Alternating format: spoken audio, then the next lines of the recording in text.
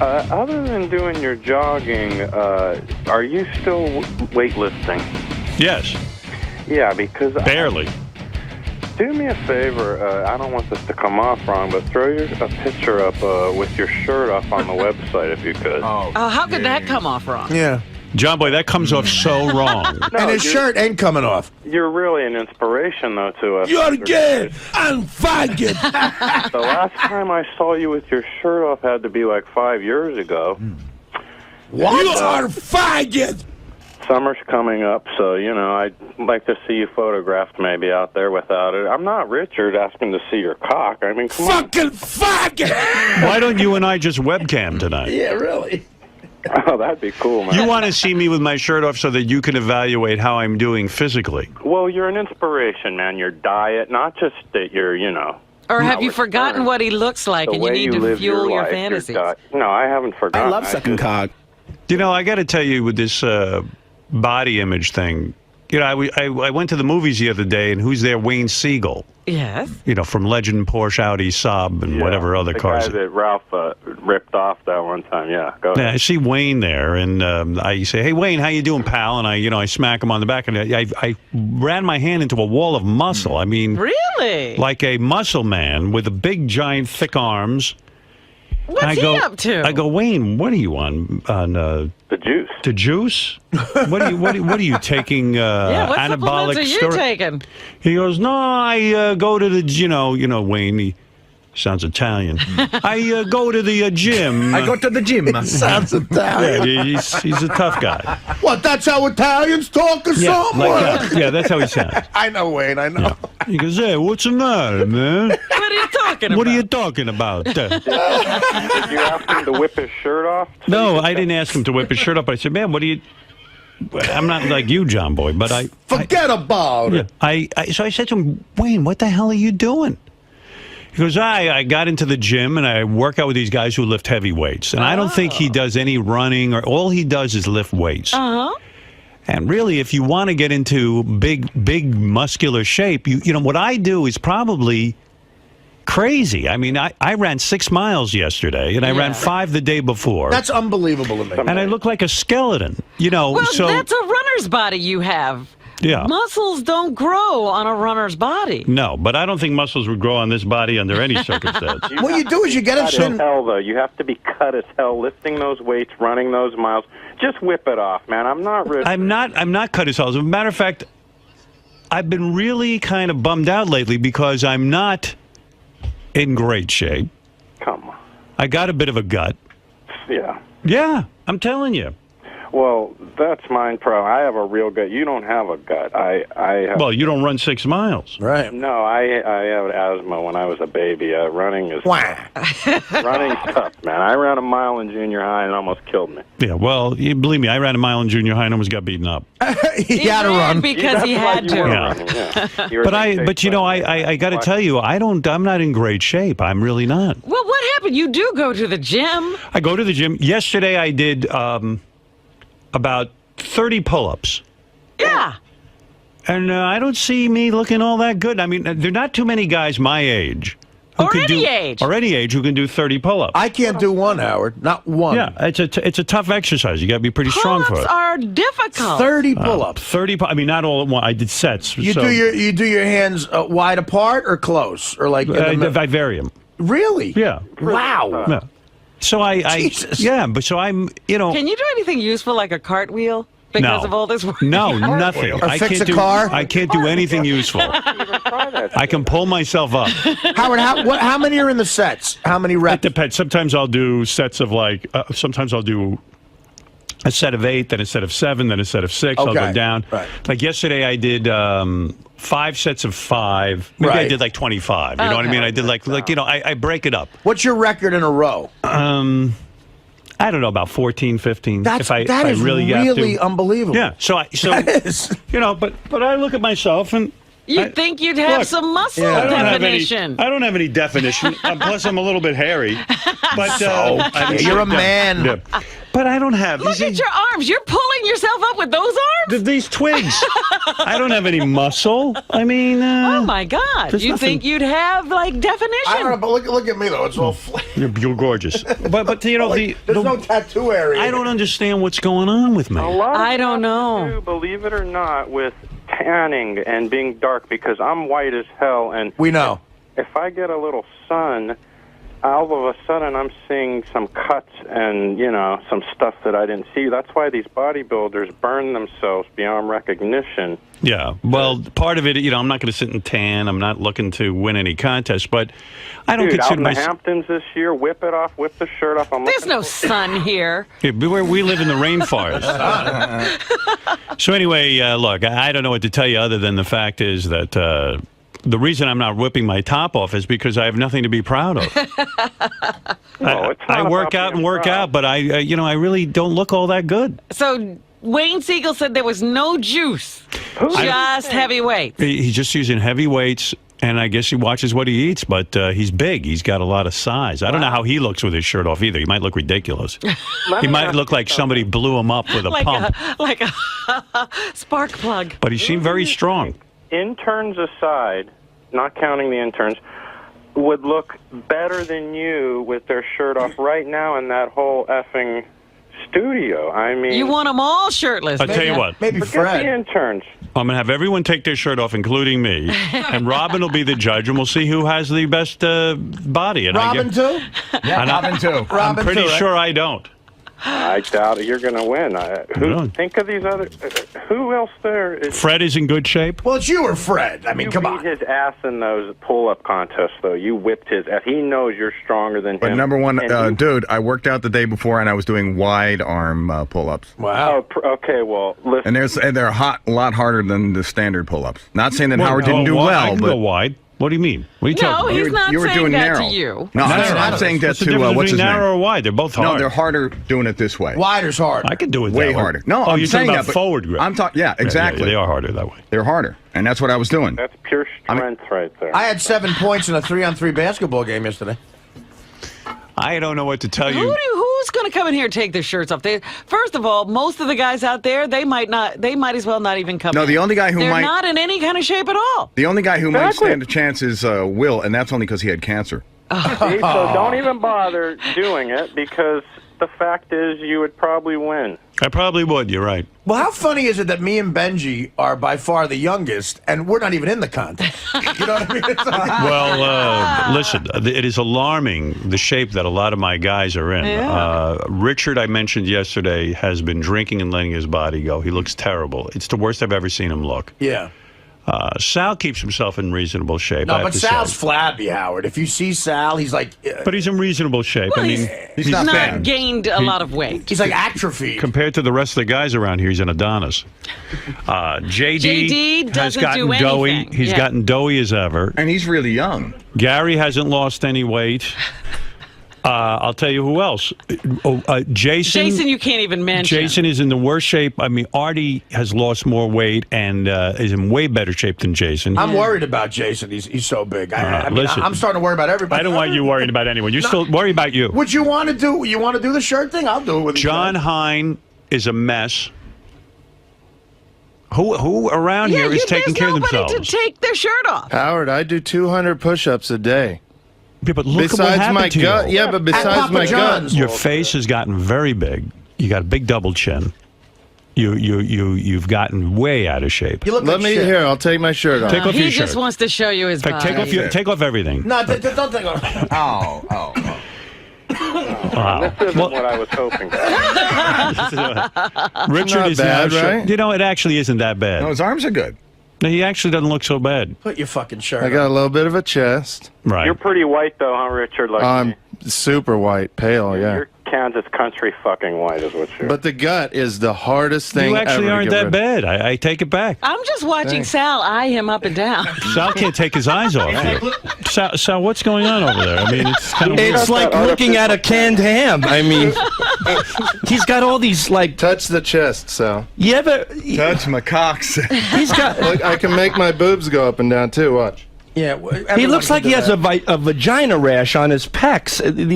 What is all this shit? They're little skin bumps. He's got pimples on his tits. Touch his chest, Tony. Why do you have? Is that cat herpes on your chest? No, they're just harmless little bumps. I had it checked with my skin doctor. The chigger bites. Oh my goodness! Sal, what are those? Yeah. They're disgusting. You know what it reminds me of? There's one time there's this girl in high school. She dropped her pants and she had all these like razor burns and dots and things around her vagina. You know how the women get that? He's got like vagina pimples on his body. No, I'm not touching it. Puerto Rican chick, Sal, because that's common. No, it was Irish. You know how they have that white rashy skin? Oh, shit. Sal, touch That's the Richard. chest. He wants it. Dude, it's disgusting. He wants you to touch him. Dude, I licked your balls. The least you can do is touch my chest. Richard keeps grabbing Sal's hand to get him to touch his chest. I think Sal just likes saying the word chigger. Now, I mean, Do you want to feel my chest? It's pretty muscular. I don't really want to feel it, honestly. No, you've got a rash. He doesn't want to touch you. Sal, It's not a rash. Sal, take off your shirt. Let me see what kind of shape you're in. See, Sal doesn't look too bad. I looks better, actually. Is he still using that artificial tanner, or is he boozing? Yes, he's dark. Sal, are you using artificial tanner? No, not lately because, well, the summer's here, but unfortunately, I haven't been able to lay out. You know So what? where are you getting this color? You going to a tanning booth? He goes to the salons, yeah. I go to the sun salon around the corner. You go to the tanning salon? Once in a while. I haven't done it in a while. You fucking fruit. My wife buys a package, so I want to make sure, I take advantage of it. Didn't you used to own a tanning bed? No, I bought a tanning bulb one time and I burnt myself, but that was it. Well, you're not supposed to put the tanning bulb up your ass.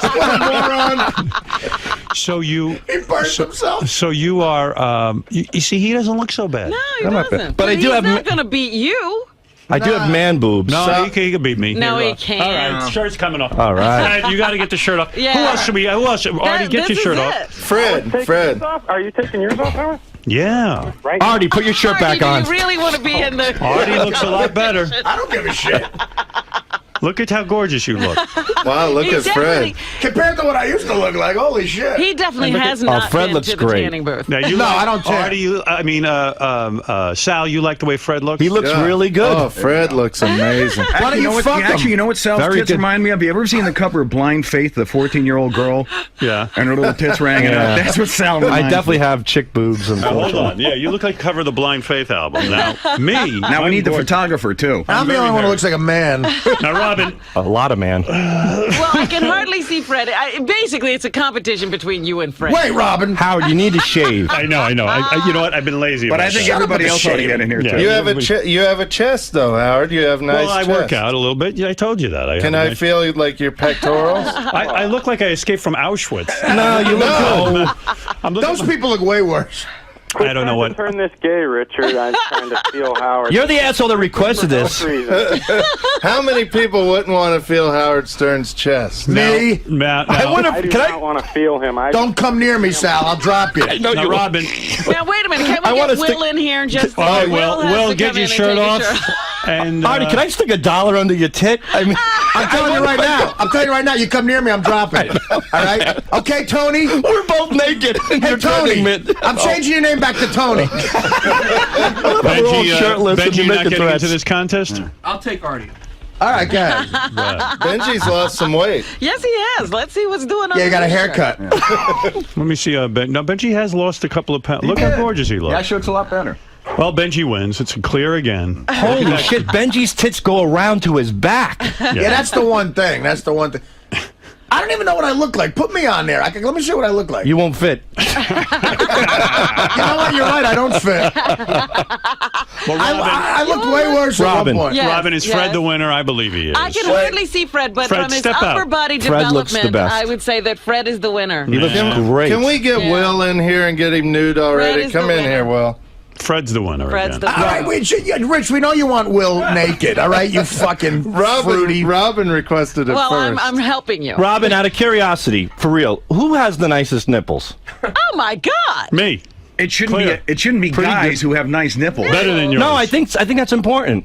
You think nipples are No, important? nipples are only important on women. I don't care about guys' nipples. Take a look at our decent nipples. photographer, Walter Hudson. Oh, that's not Walter Hudson. That's Jason. That's the Hudson River. All right, anyway, so there you Artie go. has big nipples.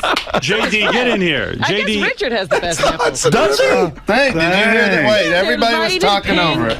Guys, you're making me crazy. JD claims he recently started working out, and he goes up and down his stairs 3 times, does 10 sit-ups and 10 push-ups. That's his workout. So I want to see what kind of Come on shape. in here. No, he Show us recently- your work. Yes, 10. He recently started working outside. He's a landscaper. Go ahead. Where's Will? It's a game. Calm down, Robin. Walked into. Can I take I can't hear JD's you. shirt off? Get out of here. JD. He doesn't need you to undress him. Undress JD, Richard. Come on, JD. Listen, it's very new, and so nothing. Let me see how you changed look. all Take that your shirt much. off. Well, we'll be seeing before and after. Then. Take your shirt off. Undress, Brad shit. And how old Take are it you? off. 29. 29. You should beat us all. Let me see. At Take 29, that off. I look like a fucking... Yeah. Body by Burger King. Body by Burger. What happened to you? You look at you. You look terrible. I'm the fucking same. No, you're not. Yes, I am. No, take a look in the. Show JD himself on camera. I don't want to see me on camera. Yeah, come on, take a look. Look right now. at you. Look at that. Look at you. All right. He eats fries every day. No, I don't. Dude, you don't even know what I eat. All right. So Oh, shut he's the fuck doughy. up. Do you eat fries every day? I see No. you. Could be hard. I leave before lunch half the time. I see you eating fish burger with You haven't fries. seen me eat anything. I Shut up. smell your lunch every day. You and I have the same office practically. I see I everything know, you but do. dude, I go home and I'm eating like ham sandwiches and stuff. Ham sandwiches. Well, Howard, he only has a fish burger because he's got to get at least close to pussy. Howard, we got to get Fafa Fatso in here because Gary is blowing up. All right, Gary, come on in. We got to see that orangutan naked. All right. You're out of your mind, but you know what? I'm sending in instead for me. Tim wants to go in. He's right out here. Let's Come see on. Oh, Tim wants to show. Bring Tim in here. Bring yourself in here. Gary, come on. That's not fair. You have to chew to be in this contest. What about Ronnie? Ronnie want to show a physique? Ronnie's a tough guy. He's our security. He We don't wants have time for Ronnie. We don't have time for Ronnie to take off 8 shirts. Ronnie's been working out. Hey, Howard, can we see whose chest looks best covered in baby oil? Goodbye. Richard, I'm out. Do you mind putting baby oil on my I chest? would love Howard, to. can we see whose cock looks best in my mouth? Can you do this? Can you do this with your pecs, Howard? Yeah, I could do that. Yeah, whatever, Sal. Everyone can What do is that? that. That's no Oh, big he's deal. doing it. Yeah. Go outside. Nice. Richard thought he did something special. Well, Hulk Hogan used to do this all the time. When you were fucking him. You wish Hulk Hogan was doing you, asshole. Sorry, where's Gary with his shirt off? Where's Will Tim? and Tim? Will. Sal, Come on. Sal, The put your door shirt on and go hasn't call opened. Tradio. Hey, by the way, Sal and Richard made a new call to Tradio. Oh, yeah? And the guy hates them.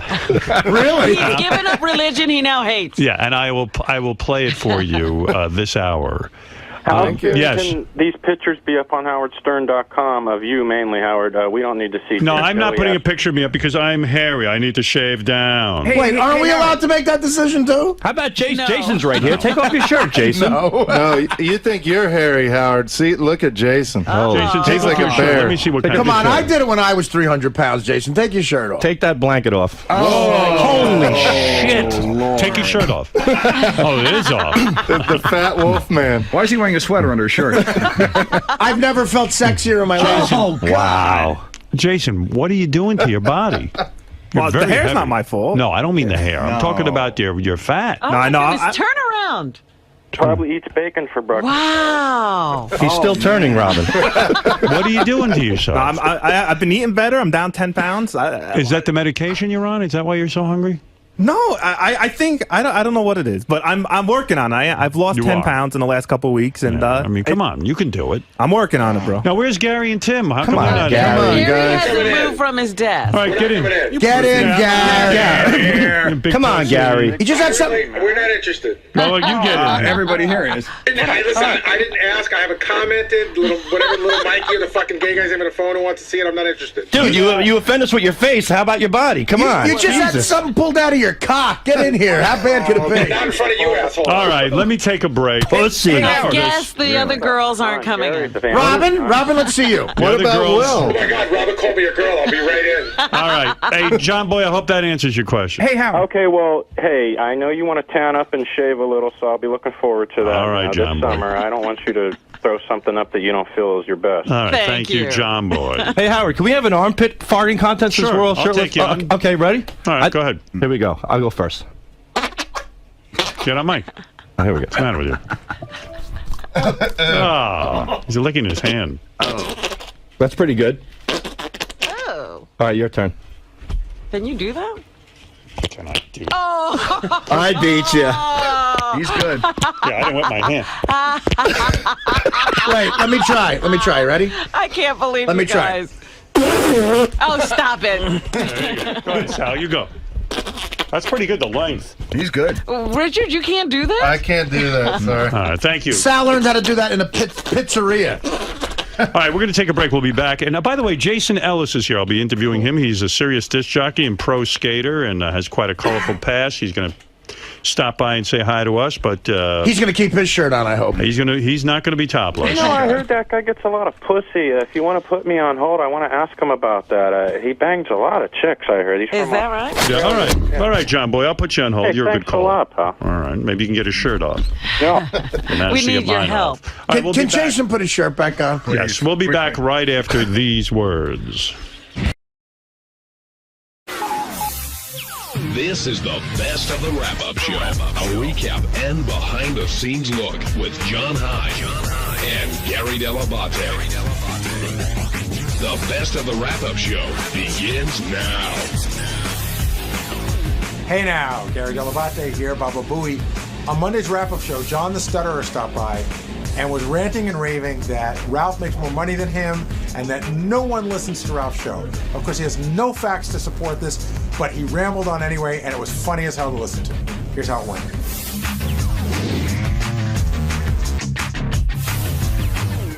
Kevin was a big part of today's show with Maria. Another big part of today's show was John the Stutterer, who came by. And Hi. John, hey John, how you doing? Hi, John. How you doing? I'm doing okay, thanks. You were in the hot seat a little bit there because your anger, I guess, towards Ralph and Tim has sort of taken away your show. And I know you had health concerns and things got crazy with your show, but I'm guessing you missed the airtime. But the first thing that popped in my head, you sound very, very sure about like how Ralph gets paid and all that other stuff. Where did you come up with that? And do you feel like you sort of got that off your chest today and did some good there?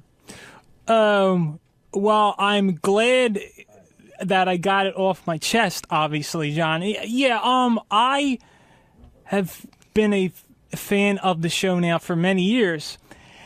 And Ralph, as we all know, is Howard's longtime boyfriend and number one buddy.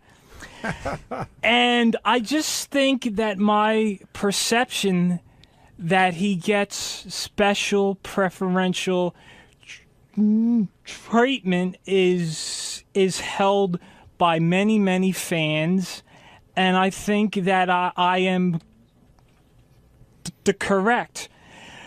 I just know. For example, his stupid show, The Geek Time. Hardly anyone listens to it, but yet it is still on the air. But John, you state that like it's a fact. No, but Oh but no, John, I know I'm that. a fan. I listen it to that. has hardly any. And think of the guests he has, the huge guests that he has on that show. People. I mean, by the way, Ralph is Ralph. We all know what Ralph is, but you can't knock that show. You can say Ralph sucks because that's your opinion, but to say that nobody's listening to the show, like Tim has a way of knowing Howard was right, and believe me, if no one was listening, it would be gone. No, You mean, wrong. If you get like, but why do you think you're right, Gary? Ralph gets paid more than Riley. But how do you know that? You still, John. You still haven't said have established. Are you just assuming he does? The interns. He should. His show. Listen, the fans that I come in contact with, no one even knows when the show is on. People know when Riley's show is on. They know when the intern show's on. They know when Jackie's show on. When Jackie's show is on, no one knows when Geek Time is on. Okay, two things. He does not deserve to get paid more than Jackie. First of all, Riley, the interns, the mutt on the Superfan Roundtable. But you quit over he the. does get paid but more. John, and you all are afraid of Ralph. John. You all hold Ralph in this. You all hold Ralph in great hold on a second. reverence. I'm gonna get that. And and you all hold his opinion dear. May I say something? No one cares about his opinion. He's an ugly 47. He's a 47-year-old, no talent, berry face, big nose, lisping, snaggle-toothed, no talent, low life scumbag. Okay. He's All right, John, ugly, give me a chance to old, talk. 47. John, I got it. 47-year-old prick. And call in, Ralph, because no one cares what you say. And 99% of the fans agree. And Geek Time sucks. Well, no one John, listens to Geek Time. All right, hold on. Let me just say one thing. And I say, hold on. Wait. Stop. Who do boycott Geek Time. John, let Gary talk. You'll get your chance. Go ahead. You've heard the fights that Ralph and I have had. Right. They're legendary. Right. So clearly, I am not afraid of Ralph. Other people have fought with him. I don't think anybody's afraid of Ralph. And I don't know that he's held in high esteem. He is. We do find him interesting. I like when he calls the wrap-up show, but that's an opinion, not a fact. And your poll of poll who knows now when with the fans, and you ask them about but it's Geek a Time. very unscientific Oh, poll. no, it's not. The people in your little world, like in other words, have you traveled to California? You don't know that everyone. You just know the people that you hang out with don't like Ralph's show. So it's unfair to say you know it for a fact. And I'm telling you, Tim is coming down right now to tell you that Ralph does not get preferential treatment or any more money than anyone else. Now, John, I think he does. John, you got to let I know what Tim, you think, but gotta you don't know Tim, let Tim talk, and then you can say what you want. 'Cause you said some not so nice things about Tim either today. I'm shocked. I thought John and I were very close. It really blew me away. I guess we're not vacationing together now. What did you call him today, John? No. Well, I called him fat, and I referred to him the way that the great Riley Martin does as a cheap motherfucker. Left out the Jew part. I mean, well, no, I love the Jews, but I do too. yeah, but no, I just feel that if I were to do Straight Talk again, that I should be paid equal to what that no talent, ugly old 47-year-old, big nose, berry face. I'm going to interrupt you. I talk over you. How do you know that you're not?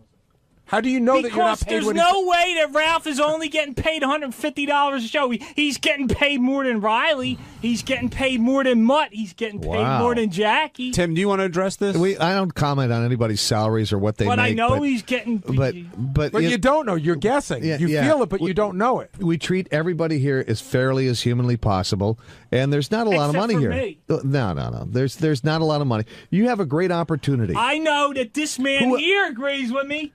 John, I know he does, but everyone's afraid of Ralph. Nobody's afraid of Ralph. That ugly 47-year-old prick. You're saying Doug Goodstein is afraid? He goes to clubs. He's a 47-year-old club kid. But if he goes He's to clubs, a prick. he goes to clubs and he picks up chicks. Does that make you jealous? Is that part of it, or do you not care? Why are you? See, everyone here is afraid. Defends Ralph. I'm not defending him. He's a prick. I'm playing devil's advocate. He's a prick. He's a prick. But he's a prick to you. He's a prick, yeah. But doesn't make him he's a prick to 99.9% of all of the fans. John, why how don't do you know that? Wait, John, why Ask don't him. John? Get it. John, Ask him John, right now. I'm asking you a question. Why don't you think Ralph is calling in to engage? I mean, do you think he doesn't really care about what you think, or do you think he may be afraid of you in some way? Well, no, he's not afraid. He doesn't care, but I know why. But I'm just saying, he's a 47-year-old, no talent asshole who doesn't, and no one listens to Geek Time. No one listens to No one him. listens to those directors and stars and producers he has on that show. All those guys have huge followings of themselves. Of course they do. The reason Ralph's not here no one listens to it. Because he went to the club last night and he hasn't woken up yet. No He was one out late. listens to it. Well, John, thank you so much for coming down. He's an ugly 47-year-old prick, and Ralph, fuck you. Hi, everybody. It's Sal Governale. On Tuesday's wrap-up show, we discussed my yeast infection and if my penis smells. Richard Christie took a whiff, so he'll have his input there as well. We also talked about my foreskin and how I have Foreskin Friday and do great things with my foreskin, like make cannolis out of it and Freddy Krueger and John Travolta. So, lots of good things to talk about. Plus, I give you some good homeopathic advice on how to maintain your penis, keep it clean and fresh and serene. No Vaseline, if you know what I mean. Fuck her in the spleen. Give her a good ream. You make a good tea. Enjoy.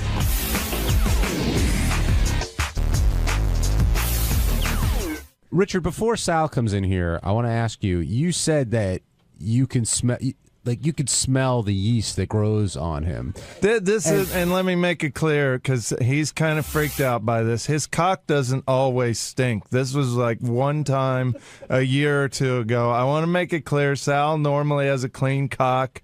On this one day, I happened to get a whiff. It was like his cock drank coffee, forgot to brush its teeth. Exactly, yes. See, Gary, it sounds like Richard's backpedaling a little bit here from what he said on the Sal, air. you could tell Sal was genuine. He's like, no, but like you could tell Sal was sort of offended by that. And at first, Richard was like, no, it does. It really does. And then by the end, you were disclaiming like you just did. So, and I literally just told Sal, we were both in the restroom, and I said, everybody's cock stinks once in a while. You know, it's not the end of the world. It's embarrassing to hear on the air for the first time that once in a while my cock stinks in the bathroom. I'm very, very clean. As you know, today he sniffed my penis on the air and it was fine. But it happens. It does happen. It's inevitable, especially after a bike ride or a jog or something, or if you don't shower. Why would you ride a bike and then go pee with Richard? You wouldn't, but I'm saying just cock smell in general is inevitable in certain cases. But I think he would have told me, like, dude, you cock stink. I did. That's not an easy thing to tell somebody. I did. He's saying he did. I did. Now, today. No, I said when it happened. We were in the you said bathroom my together. pee has stunk. Sometimes when I have asparagus, you said my pee stinks. No, I've talked about and sometimes your pee stinks too, and your pee is hot, like a little steam comes off. So you're lashing out now. No, I'm not lashing. I'm just surprised that my cock. How dare you say my pee is hot? But why does what his pee smells like have to do with why your penis smells? Well, he said I've said it to him as well. I said no, not your. When I've said there was a smell in the bathroom, I never implied his penis. We've talked about your cock cheese before and about how it smells. Yes, personally, but I've smelled it. I mentioned it to you. And I'm not offended, but I'm like kind of hurt that because I'm so clean, I don't want to be in a position where my cock's going to stink spontaneously at any moment because I stay on top of it. Apparently you don't if you've got yeast growing out of it. Well, I've had yeast in the past, and yeast is inevitable when you're uncircumcised. Even the cleanest women in the world suffer from yeast infections. Well, Fred was saying he doesn't get yeast. Right. Some people have a problem. Everybody's different. You put 10 women in a room, 3 might have a yeast infection, 7 might not. I think clean women might get it. Yeah, Thank clean God. women might get a yeast infection because maybe they weren't keeping up. It's a possibility. When I spoke to my doctor, yeah, you're right, Gary. When I spoke to my doctor, he says because you're uncircumcised, the moisture is inevitable. No matter how much you pat it, clean it, dry it, it's there. So you are more prone to yeast infections, which in the male case, they call it balanitis. And that's what I've had from time to time. Now, have you tried, don't you try to cure the moisture by putting toilet paper in your pouch? I was putting toilet paper in there. You were wrapping it up, right? Yeah, it looked like a little white flag. Yeah, like we'd go to pee. Like a surrender flag at the... So the doctor told you that everyone who's uncircumcised has this issue? Not everyone. It's more common with... Yeah, the people that don't wash have it. I wash, Gary. I wash like Richard sniffed my pecker today. But it's funny, we'll go to pee sometimes and he'll pull his cock out and then paper just starts flying out everywhere like it's how clean like it's Rip Taylor or something. I gotta tell you, I've seen your penis way more times than I would want to say that I have. And there was something about it today that looked weirder and different. Really? When you started pulling on it, I guess I just haven't been that close. And Yeah. When I always do that thing, like I make like a shiv out of it, it looks like a Batman wing. Yeah, sort of. Yeah, it's similar to that. It's like stretching bubble gum. But he also showed the head of his penis. Yeah, which and I didn't like. He was self-conscious. Yeah, about because that. to me, I think my pouch, my foreskin acts almost like a curtain. Like, I still have something left. It's like when a woman wears nipple tassels. The nipples are covered, but the rest of the breast she's comfortable with. I'm comfortable with my head covered. I still feel like there's a little privacy there. When you diagnose these problems, I notice you hesitate to go to the doctor. Like, you kind of save that as the last minute. What do? You go on the internet and you search for... You just go on the How did you find out about balanitis? Itchy cock that smells. Google. Is this a... Wait, that's what you did? Yeah. I write itchy cock with smell, and then you Google it. That's also what he types in looking for porn movies. Yeah, I've done it. And then I received a lot of home remedies, which I like to try first. And I got Genesian violet. I did a whole thing. It was a 2-week process. The first week was Genesian violet. The second week was tea tree oil, and the third week was garlic oil. Do you know what tea tree oil is for? You put it in the bath. You put 2 or 3 drops in the bathtub. I think it cures lice and dandruff. They use it for a million. They use it. Yeah, stinks like shit. Oh, it's hard. I smell like. You ever go into an old house like with a dying dog and a bad furnace, like that sooty, moldy shit? Like it's a smell you can't get out of your nose. It's almost like death. That's what Whose tea tree house oil. was Who that? goes into a house with a dying dog and a bad furnace? I won't say who. Everybody's been in an old house with a dying dog and I think in one of those coal ovens.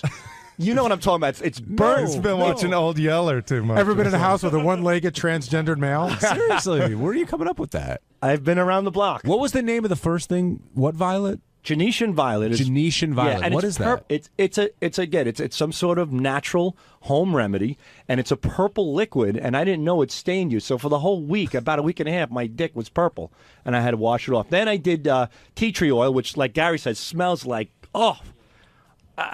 when I watch The Walking Dead, that's the smell you get from those zombies. But here's a question I have for you. You go on the internet, you talk to people who aren't doctors, right, who have some ideas, or you can go to an actual doctor who knows exactly what to do. Yeah, but sometimes I'm thinking, you know what, I'm on the internet, let me take a look, let me try a few things first, and then if they don't work, then I'll go to a doctor. But these home remedies may be more dangerous than what you actually have. They may, but, you know, it's the luck of the draw, I guess. I don't know. Why take the chance? Why not just go to the doctor? Well, if I do thorough research on these things. I look into it. No, you read what people write. That's not thorough research. But there's a lot of people writing it, and I also go to like WebMD. You could go there. You can ask questions. I like to do it. I like to. I've learned about this. This is great. I know a lot about homeopathic solutions to yeast infections. Oregano, garlic, the garlic oil, and the oregano as well. That seemed to work. I even put a clove of garlic in my pouch for a little while. Oh my God! Did that burn? It stung a little bit, but the thing is, my wife came into the bedroom tonight. She goes, "Were you eating garlic nuts today?" No, my dick was. Yeah, meanwhile, I had a clove of garlic in my dick. Tim in Toledo, you're on the wrap-up show. My question for Gary and John, and I guess Benji too, does your wives or girlfriends know as much about your penises as Rich knows about Sal's? Like, I don't know if my wife could pick mine out of a lineup. Can we have her come in? But I know that you two could. If I did a lineup of penises, right, like a glory hole looking thing with like 7, you could pick Richard's, right? Oh, absolutely. Richard? Oh, yeah. I could pick Sal's for sure. That's not weird or anything, huh? No, the weird thing is a lot of people on the staff could, too, because you guys have, put it out there quite a bit. But this is the first time you guys have done that in a long time. I was thinking about that today. Early on here at Sirius, that wouldn't have been a rare occurrence. But today it was like, okay, Richard's going to go smell Sal. And I was like, wow, they haven't done that in a while. And we're always up for that. Yeah. I'm always up for it, too. I didn't want him to, play a joke and put his penis in my mouth or something. Yeah, you threatened to bite it. I was going to bite it. Yeah, I'll show him. Even your punishments are gay. Would you have bitten it? Lightly. Not enough to hurt him, but enough to scare him so he doesn't do it again. He would have just enough to make him come. He would have gnawed it. All right, let's go to... I just lost the call I was going to pick up. We'll go to Mike in Jersey. Mike, you're on the wrap-up show. Hey, guys. Good morning. I just wanted to mention maybe Sal could deal with his odor problem by not letting other guys smell his cock. That is such a weird thing to have a guy get on his knees and get a good whiff of his genitalia. There is truth to what this guy is saying. I really, I was thinking about it, and ever since I started working here, I've stuffed batteries in my dick. I've stuffed... Your idea? Yeah, I'm M&M's, your idea? M&M's. I've put in teeth in my cock. The false teeth are my favorite. Yeah. I put in fake teeth. I put microphones into my cock. I've put streamers into my dick. And when you're subjecting your penis to these things are dirty. I put pennies in my cock, nickels, dimes. You're gonna blame your stinky penis on the fact that you've done all these things? No, I'm not blaming the stink itself, but I shouldn't be subjecting my penis to such dirty things. Your penis, to me, is your genitals is almost your dick is as sensitive, if not more, than your tongue. Why do I have a feeling you were doing these way before you got here? You just discovered when you got here that you could put M&Ms in your dick? No, I've never put it. The only thing I ever put in my dick was red wine one time. I pulled it up as a cup and I poured wine in it. And who drank it? Somebody. That doesn't matter. But the thing is that... So how did you know you could get M&Ms in your pouch? I did. Well, again, I put wine in it in the past. I do pull it up. And one day I was hanging out with Richard. I don't know. And I don't know how... Guess what's in my pouch, how it came into fruition. But I stuffed something in there and we started laughing about it. I think it was... And that's how it happened. And ever since then, I've been putting things in my cock ever since. But the point that this gentleman is making is that he's right. Like I'm too, I'm freestyling a little bit too much. I'm too open about it. I'm too a little careless. Do you think that you could cause trauma? Is that what you're thinking? Not It's like a health thing? Yeah, it's a health thing. I mean, like you shouldn't put pennies on your dick. You're not even supposed to, handle loose change without eating and then eating something without washing your hands. I'm putting it directly on the source. Actually, you shouldn't have your dick out in front of another guy if you want to work your way all the way back to the beginning. Right, yeah, and I don't. On the Howard Stern show, it's different. But believe me, I don't walk around with my fucking schlong, swinging around. But does that ever come up on WebMD? Like, have you put M&Ms in your penis as like one of the symptoms to check? But you probably have the most resilient and toughest dick out there because it's probably immune to all these germs. It might be. It's like they say with antibacterial soap. The more you use it, supposedly you're not as immune. But your dick gets in touch with all this stuff, and it probably makes it better. It handles the grit. Does this mean the end of Foreskin Friday? No, Foreskin Friday is a huge hit, and that's going to continue. Are you going to still ask everybody and who's around for ideas and stuff like that? You should talk about that. How you kind of put I think genius about it, behind the creation of Foreskin I generally Friday. come up. See, right now there's a big dilemma. It's a think tank. Yeah, every Monday I come up with ideas, and by Wednesday I throw the ideas to the boys, to Will, Richard. What kind of ideas? Like remind me of what Foreskin Friday is. Foreskin Fridays, I do something with my penis every Friday on Twitter because there used to be Titty Tuesday, there's Stong Thursday. So I said, how about Foreskin Friday? How about we celebrate my foreskin, and we do stuff. So. Who's we? I don't know. I think me and my cock. I look at it as a friend. So I came up with Foreskin Friday, and I like for Cinco de Mayo, I did Pouchy Gonzalez, which was my foreskin through Speedy Gonzalez's face, And then I did when John Travolta with all the massage stuff going on, I did Saturday Night Foreskin to Saturday Night Fever. So stuff like that. And then I did holidays, like a lot of holidays. And then one I was going to do in Piranha, like my dick looked like Piranha from the movie. And Rich goes, oh, it looks like a grotesque monster. He goes, go for more of a monster theme. And we were talking. He goes, how about foreskin on... Foreskin Kruger? Yeah, Foreskin Kruger. Freddy Krueger. Right. And I said, how about Nightmare on Foreskin Street? And so what's the dilemma? The dilemma is as these great ideas come into fruition, great ideas also dissipate. And I'm coming to the bottom. You know what I mean? The well is starting to dry you can out. make it a firecracker for 4th of July. I've thought of a lot of things. I got a question for you. Like I did the cannoli, which was a huge hit. Thursday is Flag Day. Do you think it's wrong and bad taste, say, if you had an American flag and your penis was one of the stars? No, I would probably get a little flag, like the little ones you stick like into a grapefruit on a cocktail, and I'd take that flag and I'd wrap it around my penis. And you don't think that would upset some people? It's a flag. Has Arbor Day happened yet? You plant a tree in your penis? No, but the one time I didn't do Foreskin Friday was for Good Friday. I said I'm going to meat?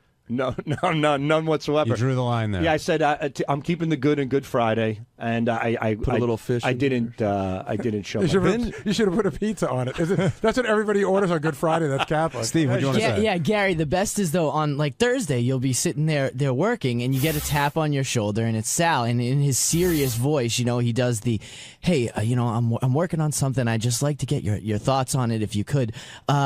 This one is, what was the Kiss one? Oh, that was Gene Forskimmons. Hey, what do you think of Gene Forskimmons? And then his cock on his phone is in your face. And it's instead of Gene's tongue hanging out, it was my dick hanging out. So it was Gene Forskimmons. Where's his sounding That was a board big for hit. That was over, I think, close to 100 retweets. I average anywhere from 45 to 150 retweets on Foreskin Friday. Do you think it's people joking around, or you think there's a lot of gay dudes retweeting it to other gay dudes? A lot of guys are joking around. A lot of people are repulsed but love it. A lot of people show it to family members and get them sick. And a lot of people are offended. And there are gay people, too. Do you think there's anything gay about Foreskin Friday? No, not at all. If you knew a gay guy was jerking off to your picture, would that bother you? No. But I don't want to see it. There are guys who now follow I hash marked Foreskin Friday, and I saw other foreskins. Oof, I will never do that again. So I do apologize to anybody else, but at least I'm trying to make it common. What was wrong with the other foreskins? Why is yours interesting and the other ones are gross? It's like smelling your own shit. Yours smells fine, but, Richard's might smell awful. It's just one of those things. On Wednesday's wrap-up show, we talked about the blossoming film career of Ronnie Mund and how other people have taken on film roles while still being on the show. Does it bother Howard? Is Howard supportive? Is he jealous? Which I don't think he is. And it turned into a conversation where Ronnie explained his motivation for his new role and how it's just another step in the ascent of the stardom of Ronnie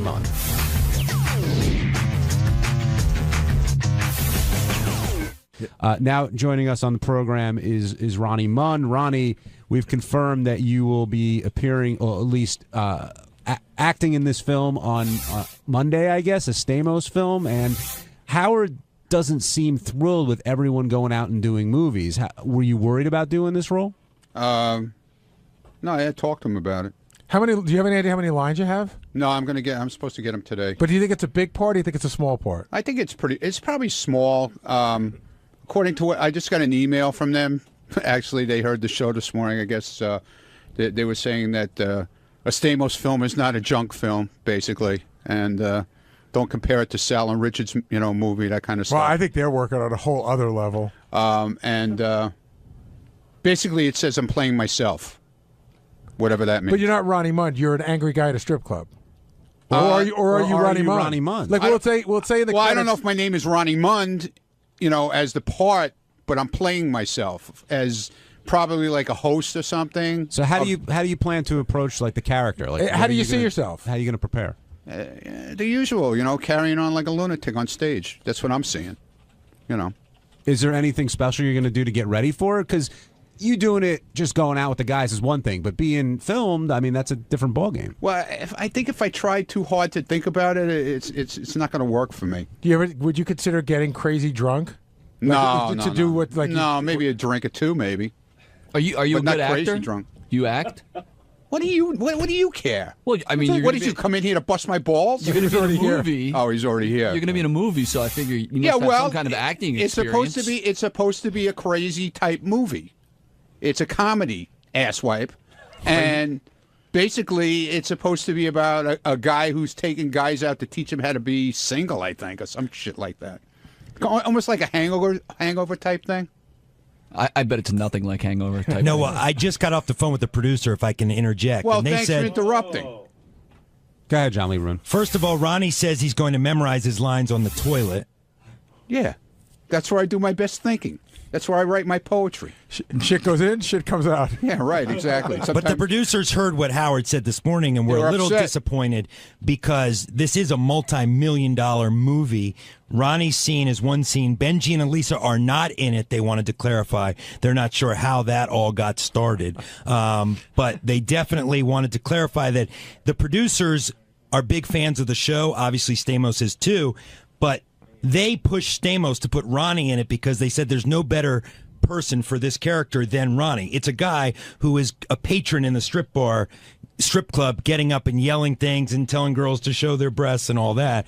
So they said Ronnie was perfect for the role, but Stamos didn't want it to appear that he was trying to use the Stern show. So it was actually the producers who pushed Stamos and said, get Ronnie, he's perfect for this scene. So I would almost argue that the role was modeled after you and not the other way around, Ronnie. Like maybe they heard you on the show and said, hey, we need a guy like that. Maybe. And they're literally getting you to do it. Well, Stamos knows my routine. I've hung out with Stamos in the club.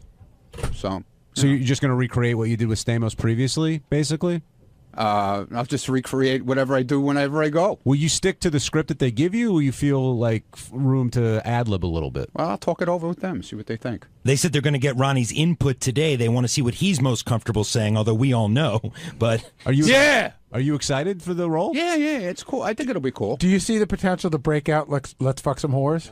Nah. You don't think it's right for this? Nah, I don't think so. I don't know. Maybe. You never know. What if they water it down for PG and it's Let's Bang Some Whores? No, I don't think this movie is a PG movie. I really don't. Have you been thinking about other like catchphrases you may want to throw in there, or you just again gonna go with whatever they give you? Well, whoa, stop the clock might come in there. You never know. Who knows? Good one. You know. You never know. And Gary, you said there's sort of a bigger picture thing going on with, I guess, everyone working on outside projects, and maybe this falls into that.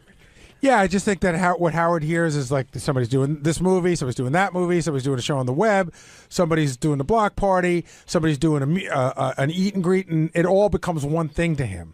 Richard, you've done a bunch of films, actually. Howard talked about that today and made a joke how like you wouldn't turn down any role you were offered. He was in a big film, though. He was in a legitimately big film. Yeah, the White Castle film. Well, Harold and Kumar escaped from Guantanamo Bay. Yeah. It's always weird when I'm sitting at home and that pops up on HBO and I just see Richard walking by in a KKK hat. And there's another movie I was in that's been on Showtime a lot in the last month or two called Albino Farm.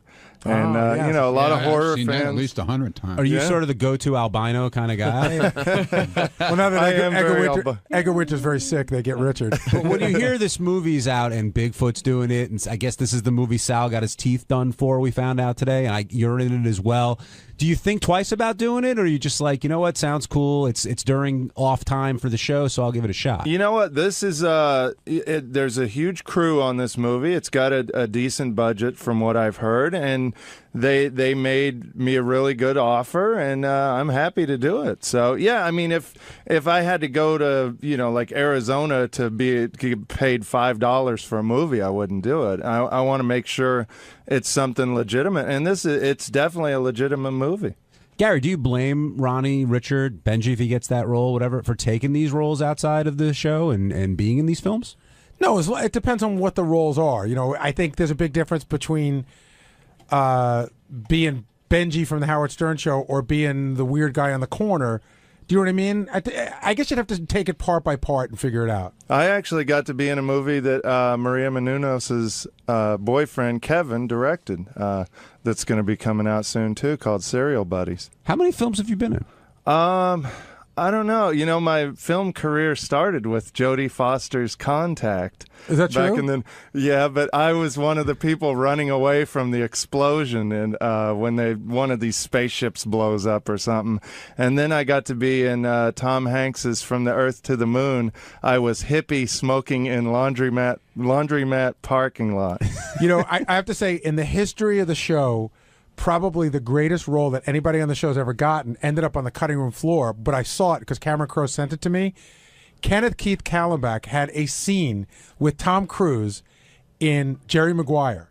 I remember Cameron Crowe called me, said, I want him. They flew him out, and I saw the scene. He was supposed to be a wacko fan, but I wish if they could do the DVD extras just to see Kenneth Keith Kallenbach acting with Tom Cruise is worth the price. I went to see that movie to see Kenneth Keith because I remember you guys talked about it on the air, and I was like, where in the hell was he? Derek in Massachusetts, you're on the wrap-up show. Hey, you guys will know this more than I will, but Howard seems to be pretty jealous, and guys like Ronnie and even Stuttering John, when he got his part, if he doesn't have anything to do with getting them those roles, he seems to be angry, and not just the roles, but the job for John. He seems to like take it as an angry, like he'll get Eric a job, Eric the midget or Eric the actor, and he'll help those guys. And that's all fine and dandy because he's part of it. But when these guys do these things, he just seems to be jealous and angry of these guys in this situation. I hope Ronnie's movie is a success. I'll go see it just because he's in it. Derek, I could tell you, just because I talk to Howard a lot, it absolutely 100% is not jealousy. That's not what it is. I know there was we had an incident one time where Wings, the show Wings, called Howard to ask Howard to be on the show. Howard said, no, I don't want to do that. I'm just, I'm protecting my brand. I'm not going to be on Wings. So unbeknownst to Howard, they turned around and they just called Stuttering John. And Stuttering John took the part. Now, whether John knew Howard had been offered or not, I don't think that was the case. But I know that when it came out, Howard was pissed. And his feeling was like, well, if I'm not going to do this, if I'm not going to put all this stuff out there, if I'm not going to sort of take every bit, but everybody around me does, in a sense, he feels that's tarnishing the brand. But that is probably more the explanation. Jealousy has zero to do with it. Ronnie, have you ever sensed any jealousy coming from Howard? Come on. Are you kidding me? How can he be jealous of me? Are you kidding me? That's a great point. It is a great point. No, I just said that. It's a great point. Yeah, it is a great point. I just feel I always run things by him before I do anything. Has he ever told you no? Because I think running things by him could be difficult because he doesn't want to be the bad guy. I could tell when he'll give me like an answer like he doesn't think it's a great idea, but if you want to do it, right? You know what I'm saying? I wouldn't do it, but if you want to do it, that's fine. Right, and he didn't say anything about this. He did, with Stamos calling me, he thought, it was kind of strange. I thought it was, dude. Like I said, I got the text message from John Friday night at 1:00 in the morning. So Ronnie came to me and he said, "Is this Stamos' number or somebody pranking me?" I knew it was his number, but I thought maybe somebody got his phone because I know twice already he's lost his phone, and he has to get a new phone and change his number and everything.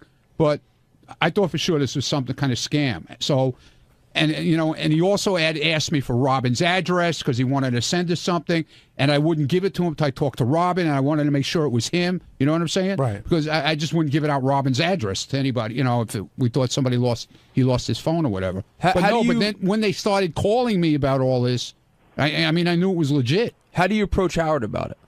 I go to him and I just talk to him. But is it like I'm not afraid to talk to him. Are you driving at the time, or do you sit No, usually if we're walking up in the morning in the elevator or whatever, I'll talk to him in the car. We both, I have no problem talking to him. It's 27 years, man. It's a long time. You don't hold anything back. You should know that, Gary. I hold plenty back.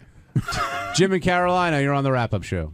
Hey, Ronnie, if you got offered a big movie role with a pretty good payday, but you had to quit Howard, would you do that? No, I've said that a million times. I wouldn't. He comes first no matter what. And I work all my schedules around anything that I do. I work around him where I'm there for him first, and then like with America's Got Talent, we had block party shows that I didn't attend because I had to be with him in Los Angeles or San Francisco. So he comes first no matter what, because if it wasn't for him, I wouldn't be where I am. So. Unless there's a guy that's going to suck your cock for $1 million. For that, you said you would ride off into the sunset. Yeah, well, I'd have to, man. How could I ever face the fucking people around here ever again? How do you juggle your schedule, Ronnie, now with the film roles, with Howard, AGT, the block parties? You're a busy guy. Yeah, well, it seems to work out where it's, it's on off days from the show, which is okay.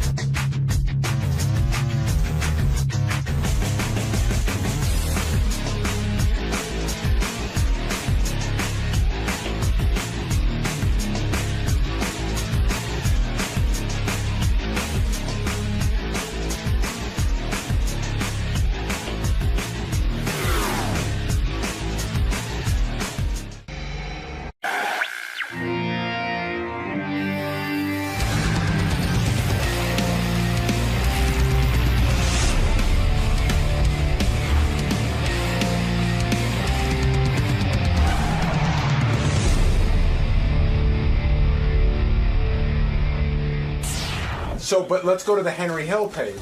So, first of all, you should know, I'm listening to 1010 Wins this morning.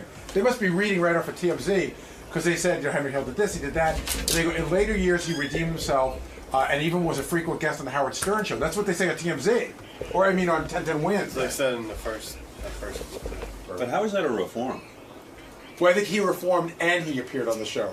I think they're mutually exclusive. Right. Let me just mention, of course, that frequent guest of the Howard Stern Show, Henry Hill, has died. I didn't see that yet. Henry was 69 years old. And as you know, Henry Hill was a mobster. He was the guy they based the movie Goodfellas on. Yeah, in fact, I just watched Goodfellas again after having not seen it for a long time. Right. Such a good movie. I loved having Henry on the show, and I loved hearing his mob stories, but Henry was a despicable guy. I mean, he has killed people. He took a shortcut in life. He didn't want the straight and narrow. No. Didn't like it at all. Yeah. And it's so weird. We got so many different Henrys, like... I'm remembering times when, like, Henry would be really drunk, but then the performance or the call before that would be, I quit drinking for 7 months. And, there was no substance to the guy. You never really realized he was a pathological liar. He would just go, I don't drink anymore. I haven't had a drink in 7 months. And the next thing you know, he's in jail for drunk something right, or drunk other. And reckless or whatever. Yeah. And he was always trying these businesses out, like I remember one time he came in and he had paintings that he was selling. I think I have one of those. Yeah, awful, awful paintings. And he'd go, "Why are you making fun of my paintings, Howard?" Yeah, it was just like giving a monkey a brush. Yeah, and then he had a spaghetti sauce business, which to me was so disgusting because just associating Henry with spaghetti sauce, because spaghetti sauce looks like blood, and Henry has shed the blood of people, and he was just out of his fucking mind. I remember years ago, this was 1996. Henry Hill was on the phone. And Rob and I said to him, Henry, you think you're going to hell? And he You know, now that he's dead, I'm sure he's got to be in hell. But If there is one. If there is one. They And must he, have made it for him. Of course. And he, you know, he was convinced he would not go to hell. Let me ask you, do you think you're going to hell when you die? Nope, I don't think so, Howard. Really? How did you redeem yourself? now, describe to me how you're not going to hell. I've changed my life, Howard. Oh, man. Howard, And you no longer have to pay for anything you did? What about all the people you messed up? Well, you know, I've straightened my life out, Howard. You know, 15 years. It was 15 years ago this month. It doesn't count. Doesn't count. Come on, That now. stuff you can't erase. It doesn't go off the ledger book. That's why you're drinking. You're filled with guilt. You're racked with guilt, I guess. I don't drink anymore. Really? 7 months, Howard. He doesn't drink anymore. Yeah, I mean, but it was months he would go. Yeah, I mean, he doesn't drink anymore, but then he'd show up and then he'd be like, Ma'am, I want to come on macchiato, please. Why you look at me in that sun place? You were doing so well after the Howard Stern show. What happened? I want to come on macchiato. Why are you picking that was one of my favorite bits. Not a bit, it's It real wasn't life. a bit. But what was so great about it was Lisa G. We were pretty new here at Sirius. She goes downstairs and she is trying to interview Henry Hill, and he's out front and he's laying in a planter, like vomiting on himself. And he keeps screaming over and over again, and it's hard to understand. He's saying there, I want a caramel macchiato from Starbucks. Right. And somehow, I guess Lisa wanted to hear a very drunk Henry Hill coming on to her. She goes, I'm disgusted with you. This man just said that he wanted to come on my shoulder. Yeah, she considered it sexual harassment. Right, and she said, Henry Hill said he wanted to come on my face. And I said, Lisa, he's saying he wants a caramel macchiato. It was so great, and Lisa was like, oh, I don't know how I heard that. Ma'am, I want to come on macchiato, please. Why you look at me in that sun place? You were doing so well after the Howard Stern show. What happened? I want to come on macchiato. You know, Lisa's never been a war correspondent. This is the closest she's come. This is the front line. This is the front line, and it really is. You going home? Miss Ham. So that was a funny moment, and I remember that one time we went out to Vegas and Henry came out there, and he sort of like stalked us. Yeah, he wanted to get on the air, and he was mad that we weren't putting him on as much. But you know, I mean, how much Henry could you take? Yeah, but he would go to the same restaurants we were having dinner in, and then he'd get a table and he would just stare. Yeah, and I would say to Henry, you know, Henry, I do a radio show. Like, there's no other show in America putting you on. I'm the only one putting you on. So give me a break. It's not like I haven't done anything for you. That laugh. Henry, you know, carrying on with this theme, I was like, hey, Henry, when you die, you're going to hell. And he, one time, I don't know, he was wasted, and I guess he was talking about some of the people he killed. Do you think you drink to forget all the people you killed? I got a trail of bodies. I'm going to give you a trail from Rockville Center Links. You got. Yeah, I know where Rockville Center Links is. You buried a body there? Yeah, 2 of them. 2 of them? Have you ever? He's laughing. That laugh. He buried 2 bodies on the Rockville Center Links golf course. Have you ever? And then we're going to start east, I guess. Wait, to Canarsie. Wait, Henry.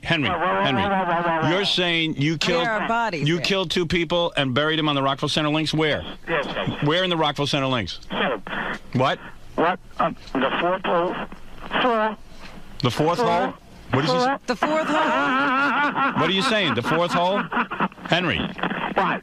This is why Ray Liotta is such a great actor. He had that laugh down in that movie. Perfectly. You know, even in the movie when you're watching it, Henry never admits to doing anything besides robbing and stealing and burying the bodies after other people shot them or killed them. Right.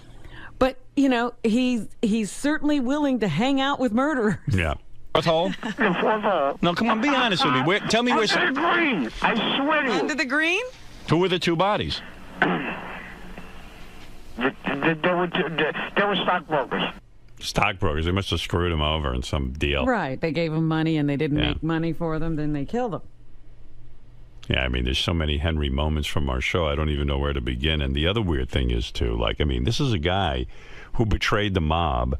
And you know, there were so many questions like, Henry decided to come out of witness protection. He decided that he was just going to live his life.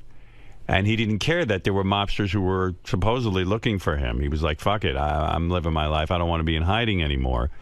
And so, like, when you were with him, like Gary describes one time he was standing next to Henry at some appearance. Henry showed up, and he's like, Henry, I don't want to stand near you. If this is the day the mob decides to get vengeance. It was also 1994. You know right, yeah, you didn't know. And you still didn't know. And, like, and like, you just wonder, like, who are the, like John Hein was saying to me, who are the people who decide to kill Henry, and who are the people who decided they didn't care about Henry anymore, you know? Well, I think everybody was either in jail or dead. Yeah, but at a certain point. But there's always still a mob. I'm sure there's a mob now. But well, no, they had really busted it up, Wow. and you know, a whole new organization had to spring up, and they had no real ties to Henry. Mm-hmm. And you know, that whole era that Henry was in was kind of taken apart. So Henry, you think you're done for the day, or are you going to come back up?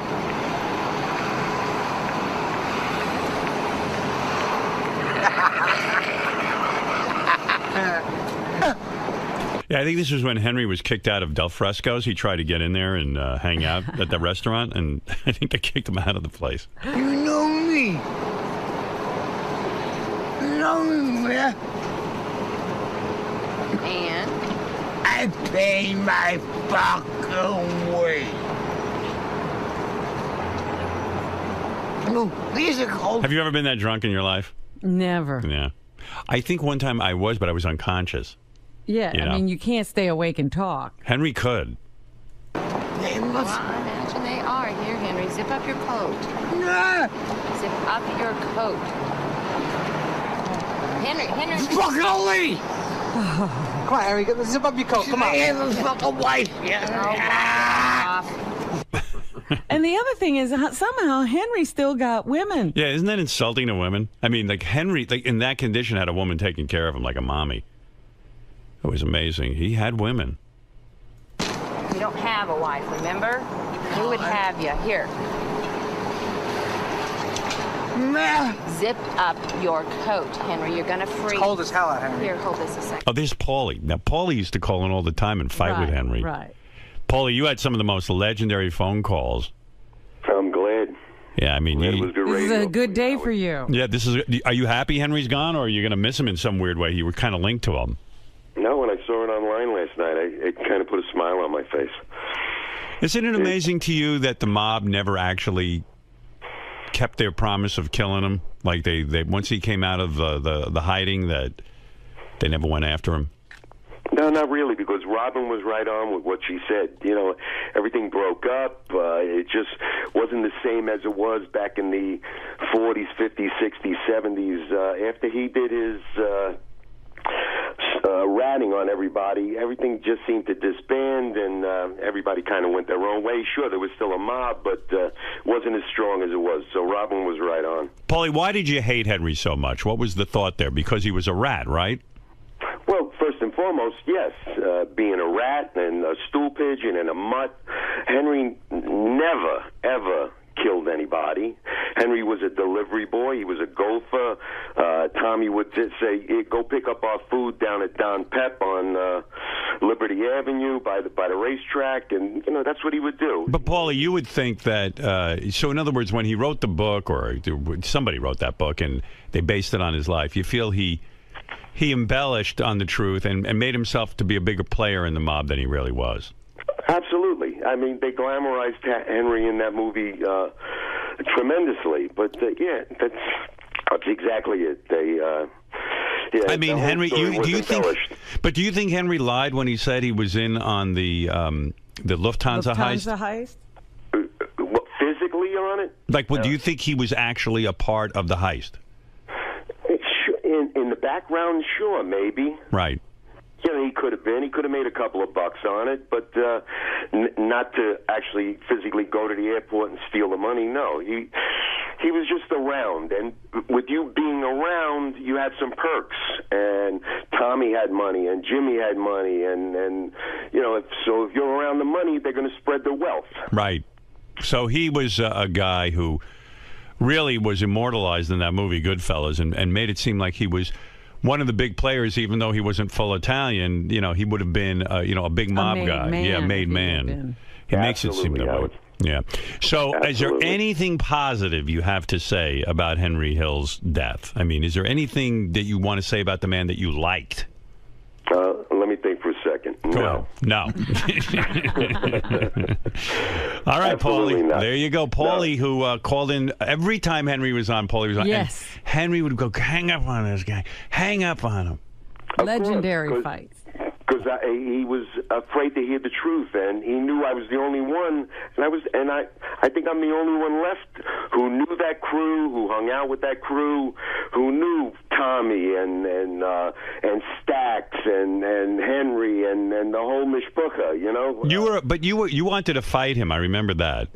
Absolutely, yeah. I thought we were going to put together a nice fight where I could just punch him right in his face. Yeah, Henry was up for a couple of rounds. Henry would say to me, "Okay, I'll do it," and I think he was sincere. He said he would fight you, but I was afraid. He never showed up. When I came to the studio, he was supposed to be there that time. That I was interviewed, and it was just me in the studio alone, and it was a great time. It was a pleasure meeting everybody, but he just never showed, and I couldn't make it to Vegas that time he was there. So, I don't miss Henry. If somebody wants to hear something and get a good book out of something, I got a ton of stories and a ton of anecdotes that all right, Paulie. I would share. All right, thanks for calling in. Not because Henry's gone, but congratulations on your AGT, and Robin, feel better, and good luck to everybody. All right, Paulie, later. Thanks, That's Paulie, who was Henry's arch nemesis. And it was really good stuff, too. Gary. Yes. May I talk to you about eulogizing Henry Hill this morning? Yeah. I heard you mention or I actually heard Howard say, and you guys go back and forth about how difficult it is to be respectful of a guest who's such a despicable person. Well, I mean, he probably was involved in the murders of people. That's something that you can never dismiss. Right. We put him on our show a lot, and he seemed to be remorseful about it. He was a very tortured soul. But yeah, it's hard to say.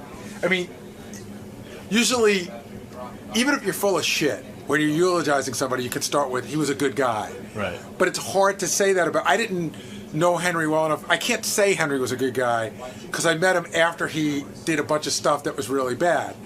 The guy I knew later on in life wasn't even that good a guy. He was a nice guy, but he could get drunk and belligerent, all that stuff. So he was an interesting guy. When he was sober, he was a great guy. There's something nice I could say about him. When Henry was sober, he was a pretty nice guy. There's guests that I personally don't like, and I'm not going to tell you who they are, but there's guests that I personally don't like that I book on the show. But I got to do what's best for the show. And it'll keep coming and coming. That's right. Just like the prep never stops for this show. Exactly. Thank you, sir. You're welcome.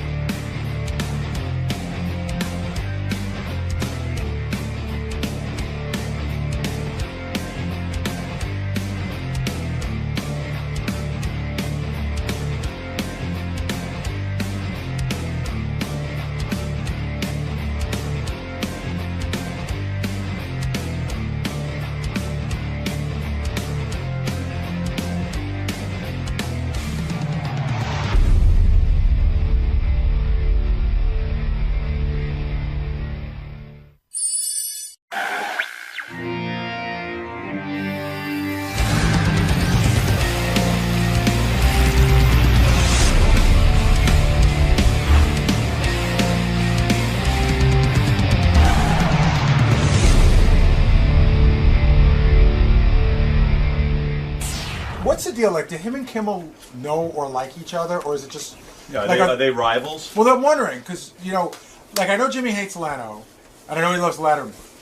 But where does he stand on? But I'd also like to know what Jimmy's take is. You should. Craig Ferguson. Do you like Craig Ferguson? Like, I don't know. It's a weird thing for me. Some of these late night guys like each other, even though they compete against each other. I know he's good friends with Conan. But that's an interesting thing. Who are you good friends with? Who do you hate? Who do you? And why? Yeah. And the other thing is, I wonder if they ever talk to each other. Like, has he ever called another talk show host for advice? Yeah, he called Leno. I called you too, right? He called me for advice. Yeah. Jimmy Fallon will be in here pretty soon. I'm anxious to talk to him. I saw a thing on the internet that was so good. I got to talk to him about it. They have, I don't know how you find the link. Maybe howardstern.com can put it up there. They're pretty good about that. But it's a link to his Saturday Night Live audition. When Jimmy Fallon, when anyone gets hired for Saturday Night Live, you have to audition in a room for. It's almost like America's Got Talent in Vegas. You know, there's just like 5 or 6 people in the room. And no audience. No audience, and supposedly you never get any laughs, but you'll see on Jimmy's he does. It was Lorne Michaels laughing, but his audition was so incredible. What he did was, he did about 10 impressions or 15 impressions. But what he did that I loved is he kept them real short, and so you never got bored. Mm-hmm. And then he picked up his guitar and started doing some singing impressions. But again, just like little kind. It almost looked like he was just ad-libbing them. It was a very relaxed audition. And as I'm watching it, about the first or second song, and I go, no wonder this guy got the job. I mean, his audition. If you ever want to see a tape on how to audition for Saturday Night Live, there can't be a better audition tape than this. Now, I don't know how that stuff gets out there, if NBC put it out or what, but it is fantastic. Maybe they're trying to show. Maybe they've been getting a lot of bad auditions, and they thought maybe we got to show a good Maybe. I don't know. But, man, it was just incredible. And, maybe I sensed a little bit of nervousness on his part in the beginning, but not really. I mean, he just seemed real confident for a young guy. Well, that's part of the trick of stand-up. Yeah. You got to be confident.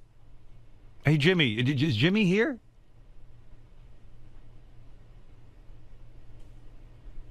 I wonder if Jimmy would want to say hi to David Letterman.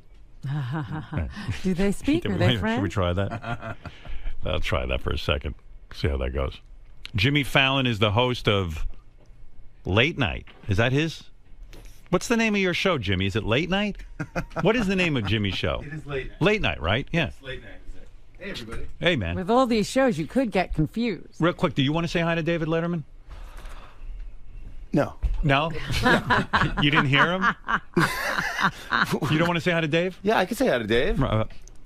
Dave, are you there? Yeah, Jimmy, good morning. Hey, Dave, how are you? Dave is in Chicago. Good. He just was on our show. I thought because you're both late night hosts, you'd want to... Nice to be talking to one of the twins again. The twins? The twins? Jimmy Kimmel and Jimmy Fallon. Sure, I call them the twins. Yeah, what? You do. That's right. I do. Does he? The twins, sure. Yeah. Dave, just real quick, because Jimmy's here. He's got limited time. I just wanted to give you a chance to say, are you friends with Dave, or are you an enemy of his because you're with the Jay Leno camp and you're on NBC? No. I mean, if anything, we're friends. Yeah. You're friends. Yeah. I've been on the show a bunch of times. Jimmy says you're his friend. Right. Yeah. Okay. I appreciate that. Anything you want to say to Jimmy? Well, I was going to say, first of all, Howard, I just, something I forgot to mention before, I love that sound buzzard on AGT. No, but I mean to Jimmy, not AGT. Oh. No. Okay, all right. Well, just a reminder, I just want to say that to Jimmy that Jay Leno is still a big chin douchebag. I'd love to, buy him a hoodie and have him troll around George Zimmerman's neighborhood. Well, all right. Listen, you're obviously better. All right. Thank you, Dave. Yeah. All right. All right. All right. That's David Letterman. David Letterman. David Letterman, the real David Letterman. Oh my gosh! Yeah. Why would he say that? That's so. It's know topical. what it is? He's so much looser on our show than his own show. That is amazing. Yeah, I think amazing. it's satellite that just loosens him right up. I was telling everyone. Now, who put out your audition for Saturday Night Live? Do you put that out? Or, I mean, you obviously didn't have it. Who put that out on the internet? It's weird because that was out. It was out on they put out like a DVD, like a best of DVD thing, which they do for some of the cast members. And I'm sure you didn't object because, to me, it's almost like a primer, or is it a primer? But it's almost like a lesson in how to audition for Saturday Night Live. It's about 8 minutes long. Yeah. And it's this quick 8 minutes. What you did effectively that I thought was so tremendous, you quickly ran through your impressions. You didn't allow them to get bored. Yeah, I did, because you know what happened is I had this I had the stand-up act, and it wasn't working. It wasn't funny, and I was telling people kind of who I was doing before I did the impression. Right. Like the old way to do impressions, you go like, and now, ladies and gentlemen, here's James Cagney. Right. You dirty rat, and then you do the impression. So this one I go, I'm not going to tell you who I'm doing. That's what I loved. You never once said, here's who it is, and either you got it or you didn't. Yeah, exactly. It's like, clearly I'm doing Bill Cosby. Do you remember, have you gone back and watched that audition? I just saw the outfit I was wearing on a clip, like on the web. I'm like, oh, because I didn't know what people... I thought you looked really handsome. First of all, you seemed more chiseled. Like you were younger, kind of physique. You were very thin. Wasn't as doughy. You weren't as doughy. What happened? I mean, he got comfortable. He got rich. Did you get married? Is that what happened? And you just got doughy. Before I got married, I just got doughy. I don't know what happened. I just got. But maybe that'll just keep me younger looking. It's funny you say that because I see a guy auditioning, and you look like one of these ripped kind of almost like a model type physique. And you have gained a few. I mean, you're not fat by any means. But. No. I was never in shape, but I was skinny. I was like like if I wanted to have the body I looked up to, it would be Mick Jagger's. Right. It wouldn't be. Me too. I don't want a giant. I don't want big muscles. I don't want Jersey Shore. I don't want Joe Piscopo. Right. I look at Mick Jagger and I go, boy, I'd like to be that thin. That's the dude. It seems that that's the one physique you can keep up because look at all those big muscle guys now. I cannot They're lose all weight. saggy. I used to be. Yeah, right. He actually looks pretty good. I used to be able to lose weight like that. Yeah. You know, I just have. I'm starving myself because I bought all these new clothes for America's Got Talent and they're going live and I can't lose a pound, and I'm telling you, I'm not eating anything. But that's the way to do it. But are you working out? Yeah, I go running. Yesterday, I was so fucking tired, and I go to Central Park. I'm running around like a lunatic. No, it's the dumbest thing. I'm downloading apps to make me run, and I go, this is the dumbest thing. I can't believe I'm downloading an app that says go run. But do you run? I mean, do you actually I have do the it? app. You have an app. Yeah, I have an app that says run. Only the app could exercise for you. Should you start running? Then you would have the app and you'd be all prepared. And I guess you would log all your mileage and all that kind of thing. I had a treadmill. I bought a treadmill, which is a big mistake. Because you never use it. It's the dumbest investment I ever had. It becomes a hanger for clothes. It's very expensive. At one point I had that. I had a rowing machine because I heard rowing machine you get a lot of. Rowing is supposed to be great. So rowing machines both had dust on them.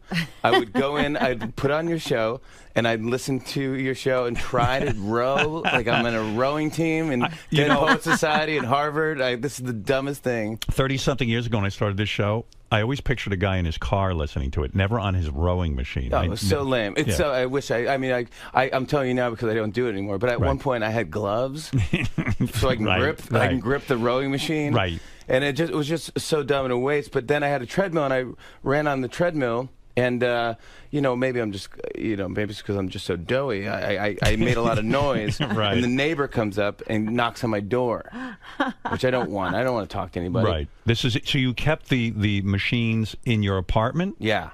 Oh, I see. And I imagine it just wreaked havoc because those things are very loud. To have them in an apartment is outrageous. Yeah. And you're just pounding. I'm just pounding. It was like boom, boom, boom, boom. Yeah. My aunt used to have a guy that lived above her in Brooklyn who used to chop up pills every morning. Right. And you could hear him, and that was the alarm clock because he couldn't swallow his pills. And you go, that's her alarm clock. So I'm running on the thing, and I understand. Right. But it's not like I'm not up at like 6 a.m. pounding. Right. This is like 10. So what are you going to do if you're getting doughy? Are you cutting back on your calories? I don't know what to do. You don't. It's horrible. It's a thing I have to embrace because I don't know what to do. But I eat pretty well. Yeah, do you? Yeah. Like, did you have a breakfast this morning? I had some oatmeal this morning. Oatmeal. That's it. That's Just oatmeal. good. That's good. Right? Yeah, but I'm normally not up at this point. Right. That's true. But so you'll eat a lot today. What time do you normally get up? Like last night, I had a Philly cheesesteak on the way back. I was on QVC last night. Yeah. Now I would think you would not go on QVC. Well, that it wouldn't be cool, so to speak. Oh, that's why I just want to see what it is. Right. I want to go to this thing because I want to sell this record. All right. So you've got a new record out. Yeah. Why would you? If you go on QVC, I happen to know something about this. You've got to give them a cut of everything you sell, right? Yeah, well, I'm giving everyone a cut anyway. You are? I mean, NBC's getting more money than I'm getting for this. Because a lot of the stuff on the CD are performances that you did on television. Yeah. And so they have the rights to it. Yep. So they're going to get a cut, and QVC's going to get a cut. And and then the record label gets a cut, and then every guest star on the album. Why put it out? Where do you get money up front? How do you make any money with this thing? I really don't make it. The way I do it, I think in the future somehow I'll make money. Like more people will watch my show, or more people will know who I am, or what the things we do on our show. That is actually your strategy with your show. Because you're on late at night, 12:30 at night, a lot of people don't get to stay up and watch it. And I know that you make everything available on the Internet. And it's true. I mean, those clips do go viral and they go big. But then they have to take them down. What do you mean? Well, I think it's a Writers Guild thing. Right. You know, remember when the Writers Guild had the strike? They had a thing about internet rights and all this stuff. So we're only allowed to put certain sketches up for like 2 months. Oh, and then otherwise they'd have to be paid or something like that. Yes. And Wow. NBC doesn't want to pay for that, which is fine, but it's a bummer for the writers who want to see their sketches on it. But it is true. I mean, I really do. You know, I see more of your show on the internet. Yeah, which a lot of people do, or in a taxi cab or something. Did you think when I appeared on your show the last time that I was overly rude to Mick Taylor of the Rolling Stones? Absolutely not. It was was there any fallout from that? I mean, because I was kidding him about leaving the Rolling Stones, but I did it lovingly. I do love Mick Taylor. No, as I was leaving, I said goodbye to him, and I gave him like a man hug, and he came in and he goes, I'm sorry about my friend over that. Next time I'd love to hear you talk more. So he wasn't upset with me, was No, he? not at all. He was a good sport. Great sport, totally laughing. Some people on my staff was like, that was pretty harsh. I was like, Yeah, I got a lot of feedback where people said, wow, you really ripped Mick Taylor a new asshole. oh no, in fact, I felt like you guys had done that before. You know, I had a disappointing moment with your show because I really enjoyed my last appearance. I had a great time. Yeah. But you and I broke into a song, a Rolling Stones song. We sang to the audience in the commercial break, and I had a feeling you would include that somehow. Or you can't include that because you don't have the rights to the song? Is that it? What happened there? There was no interest in airing that? I didn't want to air it. Why? Because you're now a judge of singing. Oh, yeah. But, I mean, I know I'm not a good singer. Yeah, but I don't want to put that out just since your debut. I thought that was a fun, spontaneous moment. I could put that up. Well, no one told us that. I was ready to put up, and I go, you know what? Maybe Howard doesn't want that. Maybe he doesn't want this. It was a commercial break. He's a singing judge Oh, now. I see. You were protecting me. I was trying to protect you. I so don't know from that. You know, I don't protect anybody. I said, well, maybe he doesn't want that because now he's got to be telling someone, hey, you sing awful. You're a nice guy like that. You do protect your guests. I try to. I do up to a point, where it's like as much as I can. If you're going to be rude to me, then I won't do anything. I'm just like, I'll let you sing. It's like, fuck you. Yeah, exactly. Yeah, I mean, right. what am I going to do? But it's like, I think for the most part, I'm happy you're doing the show, and it's all just kudos for me and our show. Who are you friendly with in terms of other talk shows? Let me get this, because the landscape, and I want you to be honest, I don't want you to be diplomatic. Yeah. I know you're friends with Jay Leno. You called him when you had to interview Obama. You got advice from him, Yes. as you said, and you got advice from me. And I got advice from Barbara Walters, too. Right. Yeah. But Conan is a close friend of yours, right? No. No. Oh. Yeah, I don't really. Not anymore? No, we were never close. Oh, I thought you were friendly with Conan. I'm friendly with him. Yeah, we're not friends. Did you not? Is he upset that you took over his whole time slot? No. But is he upset that you side with Leno in the big feud? Nothing to me. He's come on the show. I mean, there's no sense. I mean, I'm not really part of that whole thing. Oh, so. I thought you were friends with him. With who? With Conan. No, close. I'm friends with him. No, I'm not close. No. I'm not close really with any of the hosts. You're a hard guy to get close to. I've tried to hang out with you. It's impossible. You really want nothing to do with me. You really What did you say? You were telling us a story about how you thought you were with him and then he left you and went to somebody else? No. I ran into Jimmy when I was in Los Angeles, and he came over to the table, and we were eating together. He was having a smoothie, and I was eating a salad or something, and I was with my wife, and then he quickly got up after a while to leave, and it was because Lorne Michaels and a whole power table were waiting for him somewhere else. That power table converged. You are a very social guy. Beckham was there, yeah. Yes. Beckham was by the pool. Enjoying the water, Jimmy. Yeah, he didn't talk to me because you know me. How cool is that guy? He was wearing a ski hat in the pool. Well, you're saying it in a nice way, but you're really making fun of him. Beckham is there. It was 900 degrees in L.A. We're sitting by a pool. Leather jacket. The fucker's got a leather jacket on, and he's got a ski hat, like a little jaunty. Yeah, and even like my wife and I are sitting there, go, look at this fucking guy. Is he a poser or what? I didn't know who he was. He's a good-looking dude. Yeah, but I didn't recognize him as Beckham. But I just said, look at this guy. He wants so much goddamn attention. He couldn't bring more attention to himself. Why would you sit by the pool if you're wearing a leather jacket and a hat? Right. So is that cool? I think it's not cool. I don't know. I mean, well, sure. I don't know. I could never pull that off. You would make fun of me so bad if I rolled up to the pool and said, Howard, Beth. and you're wearing shorts and a leather jacket. And a leather motorcycle jacket and a ski hat. That's a hard look to pull off. I'd be like, oh, I'm hanging out with the Edge. But you do have, you see, you have played it where you are friendly with a lot of celebrities. You were just at the Drew Barrymore wedding. That's right. Yeah. And now that was some wedding, right? Gorgeous. And there were a lot of famous people there. There was a lot of people there, yeah. Well, it's just a lot of people there. Yeah, but a lot of famous people there. Who was at the wedding, and how much fun did we have? It was good. It was fun. It was, I don't know. Cameron Diaz was there. Cameron Diaz was there. Is she hot in person? Gorgeous. Gorgeous? Yeah. Hotter in the movies than in real life? No, she's very pretty. Oh, okay. Yeah. All right. I've known her for a long time. So Right. She's friends with my wife. Oh, no, that's right. Your wife's a big shot. That's right. Your wife's a big shot. She's not a big shot. What kind of big shot is she? She's some sort of producer. She produced. She works with Drew. They became Flower Films, like the partner, and so they did like Donnie Darko and Charlie's Angels, and it's just a bunch of other movies. Is the marriage going to last between Drew Barrymore and this guy? I say no. What do you say? I say yes. Really? Yeah, he's a nice guy. Her track record is poor. I agree. Right? Yeah, I think she would agree. Did you sit her down? Do you really go with, like, this is a serious wedding? Did you sit her down and say, "Listen, honey"? I'm such a mush though at these things. I go to these things. I go. I got to go to this wedding. I don't want to talk. I just want to go and enjoy the wedding, and it's good. And so it's another wedding, and I've been to so many weddings. And I used to be an altar boy, so I served mass. I served weddings. Right. But then I get there, and it's just really emotional. Yeah, and you cry. I start to fill up. You're a good man. I'm worse than any of these people. Like, I can't even look at Cameron Diaz. She's not crying. I'm filling up, going, and no one even at the altar. No one cries at There's a rabbi talking. I'm not even Just Jewish. being in the building. Not even Jewish. She's saying words. I don't even say anything. But nobody cries. Yeah, right. I'm crying. Like, that's beautiful. But nobody cries at a Drew Barrymore wedding. I mean, unless you're the groom's parents. I mean, really. I was like, I got into it, and then I was just like, and I wasn't even drinking at this point. Talk me through this. When you're invited to a high-profile wedding, like a Drew Barrymore wedding, and I would imagine that was fun. What do you get Drew Barrymore for a wedding gift? I mean, do you give her cash, or you just didn't even give her anything? Your mere presence. I didn't give her anything. I really didn't. Wow. So fucked up. I got to ask Nancy. Maybe we did give her something.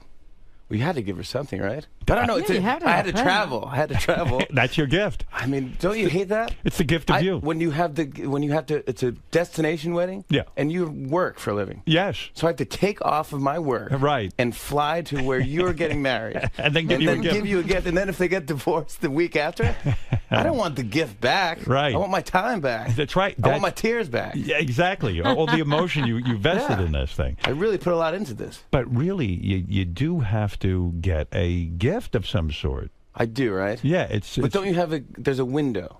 I think there's a window. Yeah, you have a year, right? 1 year. Ann Landers said it was 1 year. I read that column. Ann Landers. Religiously. Yeah, she said 1 year. So 1 year. I'll work on something. Oh my gosh, I got her a present. You did? Yes. What'd you get her? Of course. What am I talking about? Go ahead. I got her a painting. Oh. Of her and Will. Will's her husband. Yes. I see. With there's this artist that my wife loves. Boussaint is her last name. I don't know, but she's like a folk artist, and she did like a heart with Drew, and it's a beautiful painting. You commissioned the painting for her. Yeah. Now, what does something like that cost? I mean, it's got to be expensive. I mean, Nancy handles this She stuff. handles it right. Good. That's why it's good to be married. Yeah, but that could be a weird kind of gift, because if they don't like that kind of art.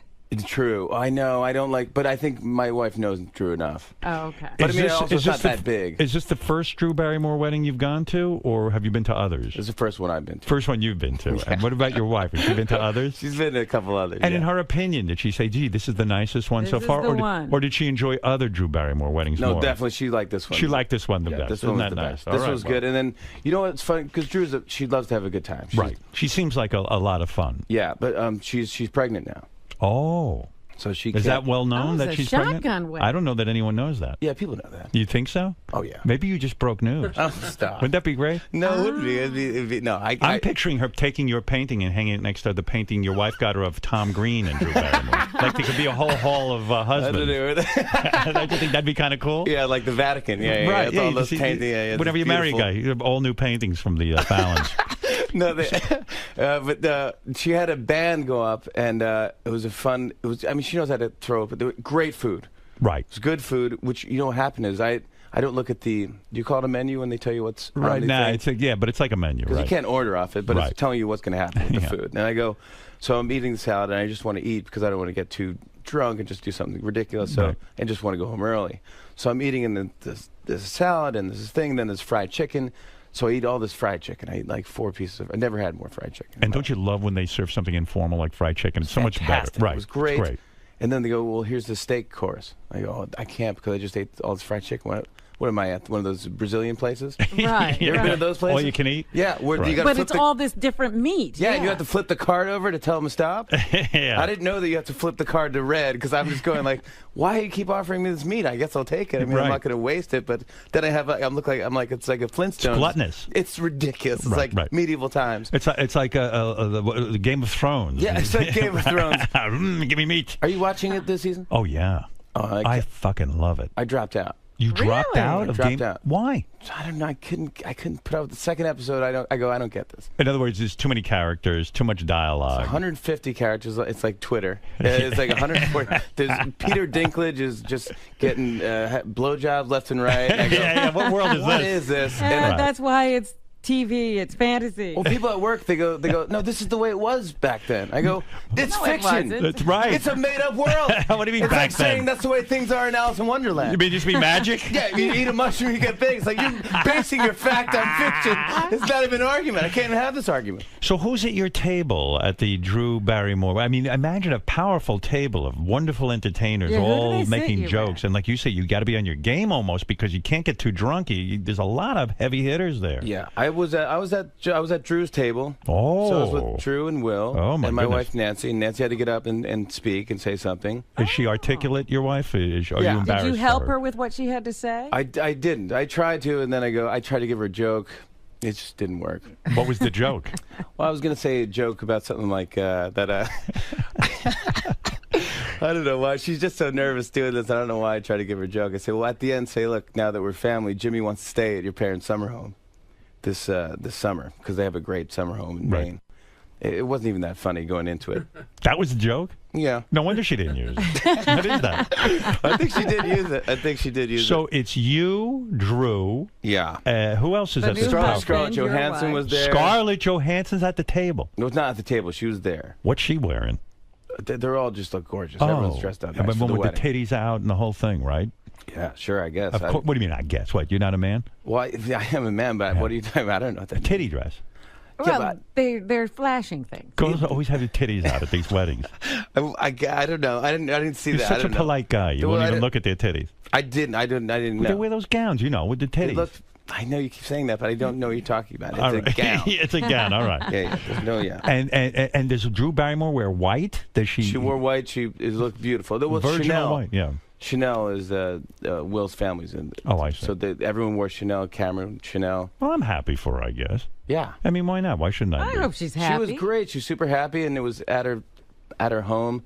I was at it was Montecito. It was in Montecito. But the mother's not. Drew Barrymore doesn't get along with. I know the mother. I used to have her on the show all the time. She was a firecracker. Yeah. But the mother doesn't get to go to the wedding, right? No. Wow. Oy vey. Yeah. I don't think she was there. I didn't run into her. You didn't see her walking Drew down the aisle? You would have noticed. No, I would have. You believe me? Yeah, you would. I would have seen it. Sad though, right? Is she outside protesting? I heard she holds up a sign and she goes, "I'm against this wedding." Yeah, I didn't see that either. No. Yeah, it's sad, right? Well, yeah, I guess so. I mean, it's a bummer. It's like you just, I don't know. I don't know the whole scoop, so. Right. You don't get involved that way. But this is a weird story. So I go to, my wife's getting ready for all the bridesmaids, and so I go out to lunch in Montecito. Right. I've never been to Montecito. It's beautiful, right? I've never been beach either. place. Yeah. Fine. Right. And so I go there, and I walk to this place. I go, maybe I'll just sit down. I'll have something to eat, and I'll get a glass of wine or whatever. Drink in the afternoon. I don't care. I got nothing to do. Right. So I go in. I go to this place. This guy comes over. He goes, what would you like? And I look at the thing. I go, hey buddy, I'd like to get this white bean salad or something. And then he goes, and then a pizza and a glass of wine. He goes, all right. I go, No wonder thanks, you're buddy. doughy. You ordered a pizza, a white bean salad, and wine? It's a lot of starch. Maron, that's a lot of calories. But go ahead. All right. So I can lose weight then, I can tell you. That's right. Cut out half the Go ahead. starch. So anyways, I go, so the guy, I go, I'm sorry to keep calling you buddy. What is your name? So he goes, my name's Josh. I go, okay, Josh. Thanks, buddy. Thanks, Josh. Right. So he leaves. He comes back. He brings the white bean salad and the wine. And it looks like there's mayonnaise on the white bean salad. You don't want that. I hate mayonnaise. Right. And it's 90 degrees outside. Right. So it's like hot mayonnaise. So I'm just sitting there, and I'm drinking my wine, waiting for Josh to come back. Right. So he finally comes back, and I'm halfway through my wine, and I go, I don't want to get hammered. Right. I just want to eat my lunch, get fat, and get out of here. Right. So he comes back, and I go, hey, sorry, Josh, but is there mayonnaise in this thing? He goes, let me check with the chef. So then he leaves again for 3 minutes. So now I'm done with the wine. I'm licking Haven't the bottom eaten of the glass. anything. Now Right. I'm totally getting buzzed. He comes back and he goes, the chef said it's red wine, it's vinaigrette, and it's the rest is a surprise. A surprise. Surprise. And then he leaves again. Right. So I was staring at this thing. I go, I'm not going to eat this. No. Surprise. What if the surprise is mayonnaise? Right. You idiot. I want to know if there's mayonnaise. Yeah, that's why I asked you a question. So Right. anyways, he comes back and he goes, oh, like, you didn't touch the salad. I go, no, I don't like mayonnaise. I like creamy stuff. So I'm sorry. I didn't. He goes, all right, let me get the chef will probably want to bring. I go, I don't want anything else. Yeah, twink it out of Just here. bring me a pizza and I get the check. I want to get out now. I'm mad. Spending your life at the mad. You're getting drunk. restaurant I'm getting Montecito. drunk, and so then he brings me another glass of wine on the house because I got the mayonnaise thing. I go, thank you, Josh. He goes, no problem. He goes, and yeah. So then he brings the pizza over, and I go, Josh, this looks amazing. Thank you so much. He leaves. The manager comes over. Right. Excuse me. Can I just ask, is everything okay? Yeah. And I go, everything's fine. But now you're making a scene, Yeah, right? the big scene. So then I don't want to get Josh fired. Right. So I go, by the way, and this is a true story. I go, by the way, Josh is great. Right. She goes, he's married. So I'm hammered. Yeah. I'm hammered. Right. But she thinks I'm hitting on the. I never see Josh again. He leaves. Oh my God. He thinks I was hitting on him. Oh my God. I go, this That's is a amazing. nightmare. Maybe you give off that vibe a little bit. Like a little. Because you're gay- such a nice. You do have a little bit of a gay vibe. Too much. A gay vibe, effeminate. I used to think sometimes you were gay. Yeah. I've had that thought. Yeah. I had this whole imaginary life for you that you married, but your wife's a beard, and you Oh, my. and you go over to Lorne Michaels' table and you're staring at Beckham. And this guy. No, you know what it is? Because you're a nice guy. Yeah. Because I don't know if it's an act, but like you, the guy. Hey, I don't But know. what this, do I have to do? Do I I have don't to know this fight titty dress. Josh? You have to. No, but you're Yeah, I see you're what very. you're saying. You're so respect. Guys aren't respectful. Right. They're lewd. We have penises and they rule our lives. And, Yeah. And I you should be seem- watching Game of Thrones. Well, yes. It seems like you've overcome the urge. You know, to be gross but you must fart and do weird shit things right. I mean, like any other guy. I don't know. You don't know. No, I don't remember. You don't even shit. I don't. Do you I ever don't use think foul so. language? No.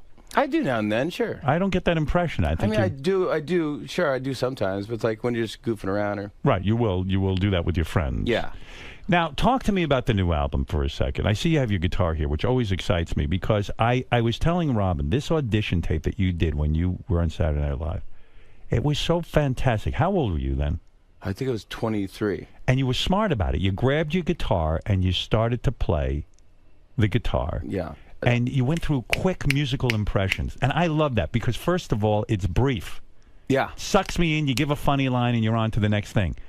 And you like to give the impression that you're almost just coming up with it off the top of your head. That's the trick to a great stand-up or a great audition for Saturday Night Live. Do you think, have you ever seen anybody else's audition tapes for Saturday Night Live? Yeah. Is yours the best? Oh, no. Are you the only guy who ever got a laugh from Lorne Michaels? Because it's legendary. I've talked to other Saturday Night Live guys. It's Brewer. tricky. It's a tough room. It's really tough. It's like no one laughs. He is guffawing through your audition. Like some good laughs. He starts laughing when I did an impression of Adam Sandler because at the time no one did that. It was fantastic. Oh, thanks. But there was do Adam Sandler. Come on. There was three phases of Adam. There was like the one part where he just kind of mumbles and he goes like, "How you doing? It's good to see you, Howard. All right, good to be here." And then he does the thing where it's like, you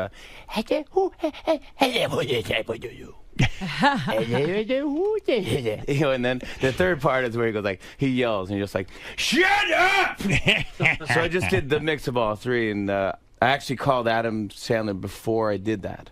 You did? Because you want to be respectful? Yeah. Whoa. That's why people think you're gay. Is that why? You're too respectful. I should have said, "Hey, how about those titties?" Yeah, you should have titty dress. Hung up the phone. I'm beating off. And hung up the phone. You know, funny enough, Adam Sandler was almost here today. Now, Adam Sandler and I have a weird background. We don't talk, and I was critical of some of his movies, like no one else was. Oh, he didn't. Were you once on a plane with Adam? Yeah, we and didn't the talk two to of each you other. Didn't speak. It was incredibly awkward. But I had heard that he was maybe coming in this morning. I was excited He's to sort the of. nicest dude. That's what I hear. Ever.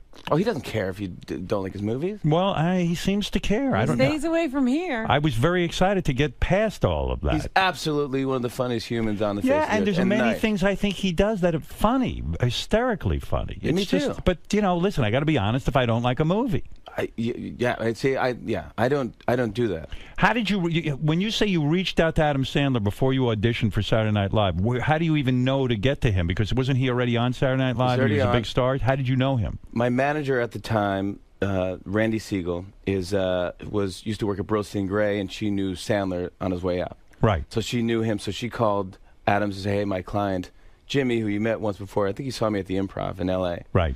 And she said he wants to do an impression of you for Saturday Night Live. Are you cool with that?" And he's like, "Sure." He's like, "Does he want to do it for me?" You can call me and do it for me. So I go. So I called Tim Hurley. He actually was his writing partner. Right. Talked to Tim. Tim goes, "All right, here's Adam." Adam got on the phone. He's like, "Hello, how you doing? Hey, Jimmy?" I go, "Yeah, this is Jimmy." He goes, "All right, you gonna do an impression? You're gonna do do the impression of me?" No, he didn't. So he said, you got he said, "Do it for me. Let me hear it." So I did the whole thing, and he starts laughing. He goes, "I love it. It's great, kid. Go hit a home run. Go do it." What if Adam had said no to you? Would you have not done? I mean, that probably got you a job on Saturday Night Live and changed your life. You would have said, "I'm not doing it." I probably would have done it anyway. You would have done it anyway. And then I would have said, "Hey, you would give me a break." You're right. Sorry. Yeah, Sorry, because man. it's one of your best Oh, things. yeah, that was my big thing. It was my closer, I think. I'm trying to remember what else you did on the audition tape. It was seamless. It was. I did that, and I'm trying to get did Seinfeld. I mean, because Seinfeld was dead on. That is not as easy because I do. Hey, Yeah. but it doesn't really sound like Seinfeld. You had every inflection down. I had him on the show. On Saturday Night Live, we did a bit where Jerry came on the show, and he brought his impression. He changed his impression to match my impression because it was a little off. Right. So I was talking about the Gap, and how they had these new it was almost like culottes for men at the Gap. It's called like beach pants or something. So I go, "What are these beach pants? Who wears these things to the beach? What kind of a place is the Gap?" And he goes, "Pocket tee? Thanks, Gap. What? You'll refold it? This place is great. They refold your clothes if you don't want them." So we're just yelling back and forth. Isn't it true? I guess you point out that there's 3 phases of Adam Sandler. There's 3 different Jerrys, maybe, I'm thinking. There's a couple. There's the, "Can you believe you do that? And then you wait, you ask the question, and then you yell back the answer." Would it be inappropriate if you said one day, because I swear I'd go see this, that you're going to do a one-man show on Broadway, and if you did a half hour of Seinfeld's material, but gave us the Seinfeld experience, I would want to see that. Like a human hologram? Like a human hologram. Like you actually went out and performed that. Like the Tupac hologram. Because it's much like one of the things that drives me crazy, you start doing that and all I want is more. But is that the secret? You got to leave them wanting more? No, I don't know. If there is a secret, I don't know. That's probably all I can do. You can't go on. After a while, get annoying after a while. Now, Lorne Michaels, when he saw this audition, he had to be, "Okay, I'm signing this guy," right? I mean, you must have heard that hour that you were on the show. No, I waited for like 2 months. 2 months? Yeah. And no feedback? No, feedback that was like, I think it went well. Like, just be happy, but we're not sure. Oh, my Lord. It's a tough thing. And then when you go meet him... Did you think you fucked it up? Yeah, well, you never know. You go... Because I auditioned once before, and they I was at the comic strip here in New York, and I auditioned for that, and I just flopped. It was awful. I had a bad set. I go, this is the worst. I didn't get it. And then they said, we're looking for Tracy Morgan. We're looking for a black cast member. Right. So I go, well, there you go. Right. So You're out. That made me feel big. I could try. I mean, I got to go up for different roles. You know? That's amazing to me because I watched that audition and I go, I'm signing this guy tomorrow, and I'm nervous if I don't get him. Everyone says, you got to get him before everybody else. Mike Shoemaker, who's my producer now, he was there, and Marcy Klein was there, and they all say, no, we knew exactly at the time that you nailed it. That you nailed it. That we signed you. And I go, oh, well, I didn't know. Well, yeah, and the funny thing is, I'm thinking about your performances on Saturday Night Live. I'm trying to think if they really used your impressions that much. You know what I did? I did everything once, and then I never did it again because I thought that was cool. But you did something on that audition tape, too, that was good. That was very Saturday Night Live. You said, well, this is an impression of a guy, but it wasn't anyone famous. It was just, the guy who always says this or the guy who always says that. Yeah, none of those guys worked. They didn't? No, I did like a guy who did double takes. Yeah, right. Yeah, that was after cool. everything, gosh, it was just, I don't know. I could never even think. And on to that do it. audition, you didn't do your musical impression of Neil Young, which I think is your strongest impression. I did not do Neil Young at the time. Well, at the time, I didn't know what would be funny with doing a Neil Young impression. Well, Neil Young's a big guy. You know, when did you start developing the Neil Young thing? I did the Neil Young thing. I always had it, but I think, it took a writer on this show on late night, that his name is Mike DeCenzo, to go like, what if Neil Young sang the theme to Fresh Prince of Bel-Air? Yeah, that was good. So that's so like you can. So did you put that on the album? Yes, this is on the album. This is on the album. Do you have to get permission from Neil Young? No, because it's an original kind of. No, you do. You got to get the permission from the Fresh Prince of Bel-Air people, don't you? Yeah, Will Smith. Yeah, and both, and Neil Young. So no one's getting paid for this. I mean, I don't see how you're making any money. Neil's buying a boat right now. What are they paying you on for your TV show? Are they paying you decent money? Yeah, I think so. Do you get $8 million? No, not that much. No. What did Jimmy Kimmel tell us he's getting? $8 million? I don't remember. He's been on for like 10 years. He's been on. I keep trying to get. Years. Would it be weird? You guys compete against each other in some way, right? Not really. Don't you think? I think at one point we do. At like 12:30 or 12 to 12:30. I go on at 12:30. He goes on at 12. Yeah, but I keep wanting to get you guys together. But I'm wondering if that would be weird in some way. Oh, we've hung out. Oh, you have hung out. He's he's a super nice guy. Oh, you like him? I love him. You don't feel competitive with him? I could care less. Really? Why? Right. Who cares? You had such a fucking healthy attitude. You must have had a great relationship with your parents. No. I wish. No. I did. I just moved them. I just moved them out of my childhood home. Oh, you did? They moved to Bronxville, New York. Oh, yeah. You had to sell the house and you were trying to get someone cool to buy the house? I wanted somebody cool to buy it because I don't know what's going to happen with somebody. You feel attached to your childhood house? Kind of, yeah, a little bit. What did the house sell for? It didn't sell. Oh, it's still for sale? Still for sale. Where is it? It's in Saugerties, New York, which is upstate by Woodstock. And oh, yeah, forget it. You're going to hold on to that thing for the next 10 years. Yeah, Nobody's looking in Saugerties. And you got a stipulation that they be cool. Forget it. Yeah, exactly. And then it's like, exactly, it's a double. Now, people tell me by cool you mean white people. Is that true? You're a racist? Horrible racist? That's basically what I'm saying. What is it, Gary? I was reading an interview with Jimmy in Rolling Stone, and I thought he was insinuating that his parents were like sort of super protective. Overly protective? They were, yeah. Very too much. My grandfather was a cop from Brooklyn, so my mom had an overprotective childhood. So I think me and my sister weren't allowed. She was my best friend, and we weren't allowed to. We didn't have friends. We just kind of hung out with each other in the backyard. As a result, are you very afraid of the world? Because you strike me as a guy who'll get on a plane, you'll go to California, you go here, you go there, you're sucking the world in. I think I'm interested in that stuff. Because I didn't have that growing up. Like, I love to read Outside magazine. Right. Because I would never do half the stuff in this magazine. See, a guy crosses a crevasse. I'm a very fearful person, so I don't go anywhere. Last night I went to dinner with a couple. They said, Howard, Beth, join us next weekend. Want to put you on our private plane. We're going to go to Paris together. We're going to have an incredible time. And they spelled out what we're going to be doing, blah, blah, blah. And I looked at my wife and go, oh, my God, Paris is a terrible place. And I don't How do I say no? I mean, how do I say no to this? This is something everyone in the world should experience. This is like an episode of The Bachelorette. It sounds like filled with danger. Yeah, because it's a private jet?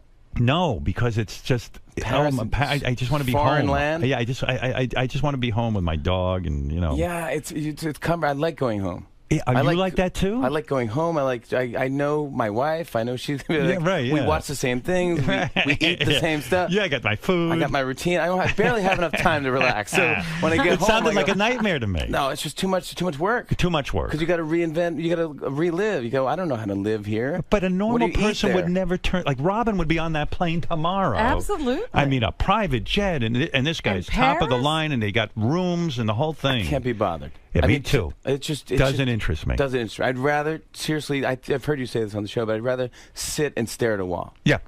And just stare at nothing. Just sit there and go like, this is fantastic. You know what excites me? And this is the sickest fucking thing in the world. You know what I'm doing on, I think it's Thursday or Friday. I forget. I have a coach coming to my house to teach me how to organize.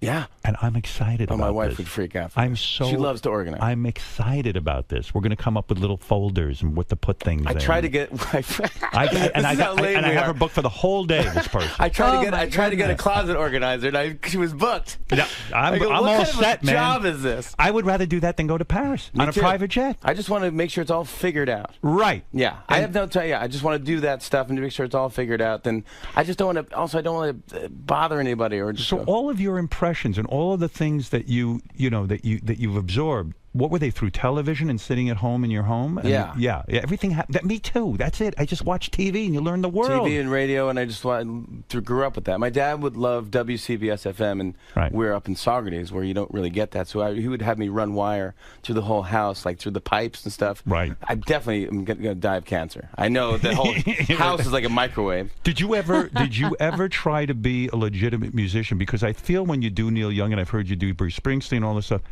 that you have a good voice and you do have a certain charisma, but are you hiding behind the impressions? Are we ever going to hear you sing an original song that Jimmy Fallon can do? No way. You would, because why? Because all the comedians would laugh at you for trying that? Well, I would just personally, I wouldn't want to hear it. Have you ever sat down and written a song? No. Is that true? One. A serious song? A serious song. Never in my life. Why? I'm not a poet. But you had fantasies. I mean, no one's I've written comedy songs. I'm not a poet. When you were a young man, though, when did you learn guitar? You were a young guy and you were practicing guitar. You had a fantasy of being a rock star, yes? Yeah, but I just imitated everybody. That was it. I just took a guitar and I imitated. And I learned the song, and I would imitate. I'd do Roy Orbison or. You could do Roy Orbison? I could. You can't do it now? I don't think I could hit those notes. If probably a couple drinks in me, I could scream crying. What's the one musical impression you do that you have yet to show the public? Gosh. I've never heard you do Roy Orbison. I mean, it wouldn't. I couldn't even do it. Yeah, I got to really be into it and belt it out. What's your best impression? Is it Neil Young, you think? I mean, Neil's probably the best. I mean, we did the Doors on the show. We did the Doors. I've never seen anyone do like Jim Morrison to be funny. Yeah, so right. We did the Doors singing the theme to Reading Rainbow. I saw that one. That was good. That went well. That was good. And we shot it like it was Ed Sullivan from 67 or whatever. It was pretty cool. This show is the best venue for you. I mean, you don't have to sit there with those other fucking cast members from Saturday Night Live. It's your own sharing thing. time. Yeah, you don't have to share time with them. Fighting you know what I mean? Think about it. Spot. It is really the dream job for you, I guess. Although it's fantastic. It's great. Yeah, and you don't have to worry about like ratings versus this one or that one. It's I'm on so late. Are you dying to do the Tonight Show? No, that's the death.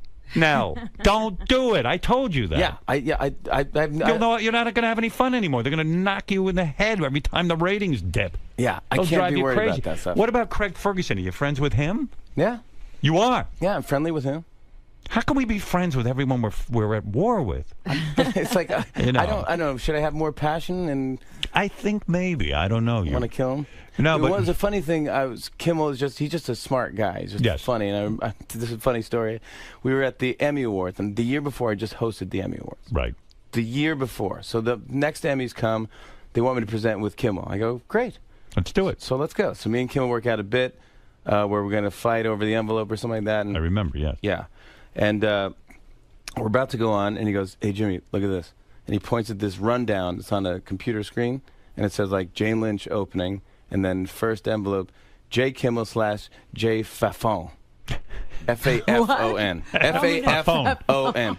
I just hosted the year before. I hosted the whole show. What, they fire everyone? Big thing. Wow. Great reviews. Oh, my goodness. J. Kimmel / J. Fafon. And I go, gosh, I wish I had my phone on me. I would take a picture of that and tweeted that out. See, that's interesting that you can actually be friendly with him. I mean, he's one of this. I don't even know if I should talk about this. He sent me an email the other night.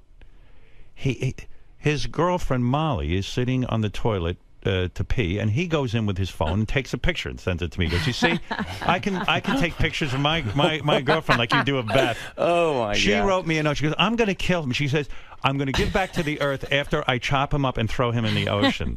I mean, it's crazy. I met her. She's fun. Maybe we should put together a super group, all you guys togetger for one big show. Like Rock and Roll Heaven? Yeah, it's sort of weird that you're all on almost at the same time, or, it's crazy. Yeah, I mean, I don't care. I think it'd be fun. It'd be great if was Kimmel? No, he was never 12:30. He was always 12. He's always Was he 11:30? No, they won't put him on 12:15 or something. I said, put you on 11:30 with that stupid Nightline. We're 12:37. Remember, he just got 5 minutes. Yeah, he's got to bug That's up the his thing, ass. He 5 wants to minutes. get on at 11:30. I said, what do you care? It's so great. You got We're on 12:37. I want to be on at 12:36. Does it matter? 12:36 is going to change 12:41. everything. I mean, does it matter if I'm on at 12:41? He's got all kinds of theories. If you get on a little bit early, then your ratings and blah, blah, blah. He's got the whole thing figured out. But then what happens? You don't check the ratings. I don't care. You Well, then don't what care. happens? So what if we had an amazing rating? Right. Now we got to book, the magician every week? Was Obama really a great guest, or is it just the idea of Obama? When he actually comes on, it can be boring, yes?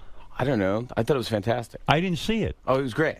But do you have to be different with him than other? He's the president, so Right. you got to be respectful. I'm and- respectful, but I don't change. I'm the same with anyone. Right, but he got up and sang with you. That was exciting, right? He did slow jam the news, and when you have the president on the show, they go, he wants to meet you alone. He doesn't want to meet you with an assistant or a stage manager. Oh. When the president arrives, you should greet him.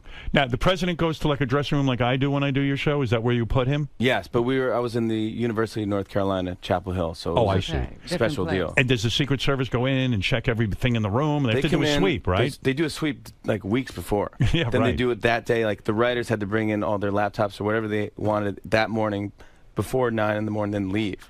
And Obama. Did they bring dogs in to sniff you, or did they leave That had nothing to do with the president, but yes, I do that before every He's show. always sniffed.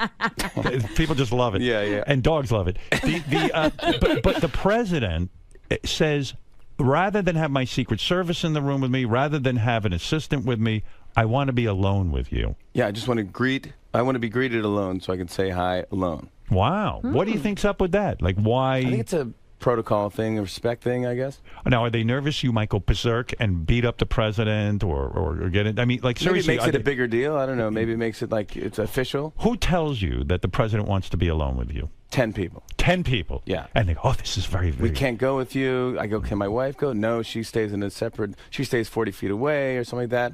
And all these people, like, you have to go alone. And then... Maybe Obama wanted to know if you were gay and he didn't want to embarrass you. Yeah, by, maybe he's friends with that's Josh. it. You bang your wife many times a week, right? Oh, my gosh. Do you? You just stuck that one in. Yeah, go ahead. No, you can't. We're talking about the president. Oh, sorry. Right. The president. Oh, yeah, sure. No, I'm trying to prove you're not gay. If anybody lets anybody think that. No, right. I'm not. I'm not gay, I would tell you. All right. Go ahead. All right. But I tell my wife first. All right.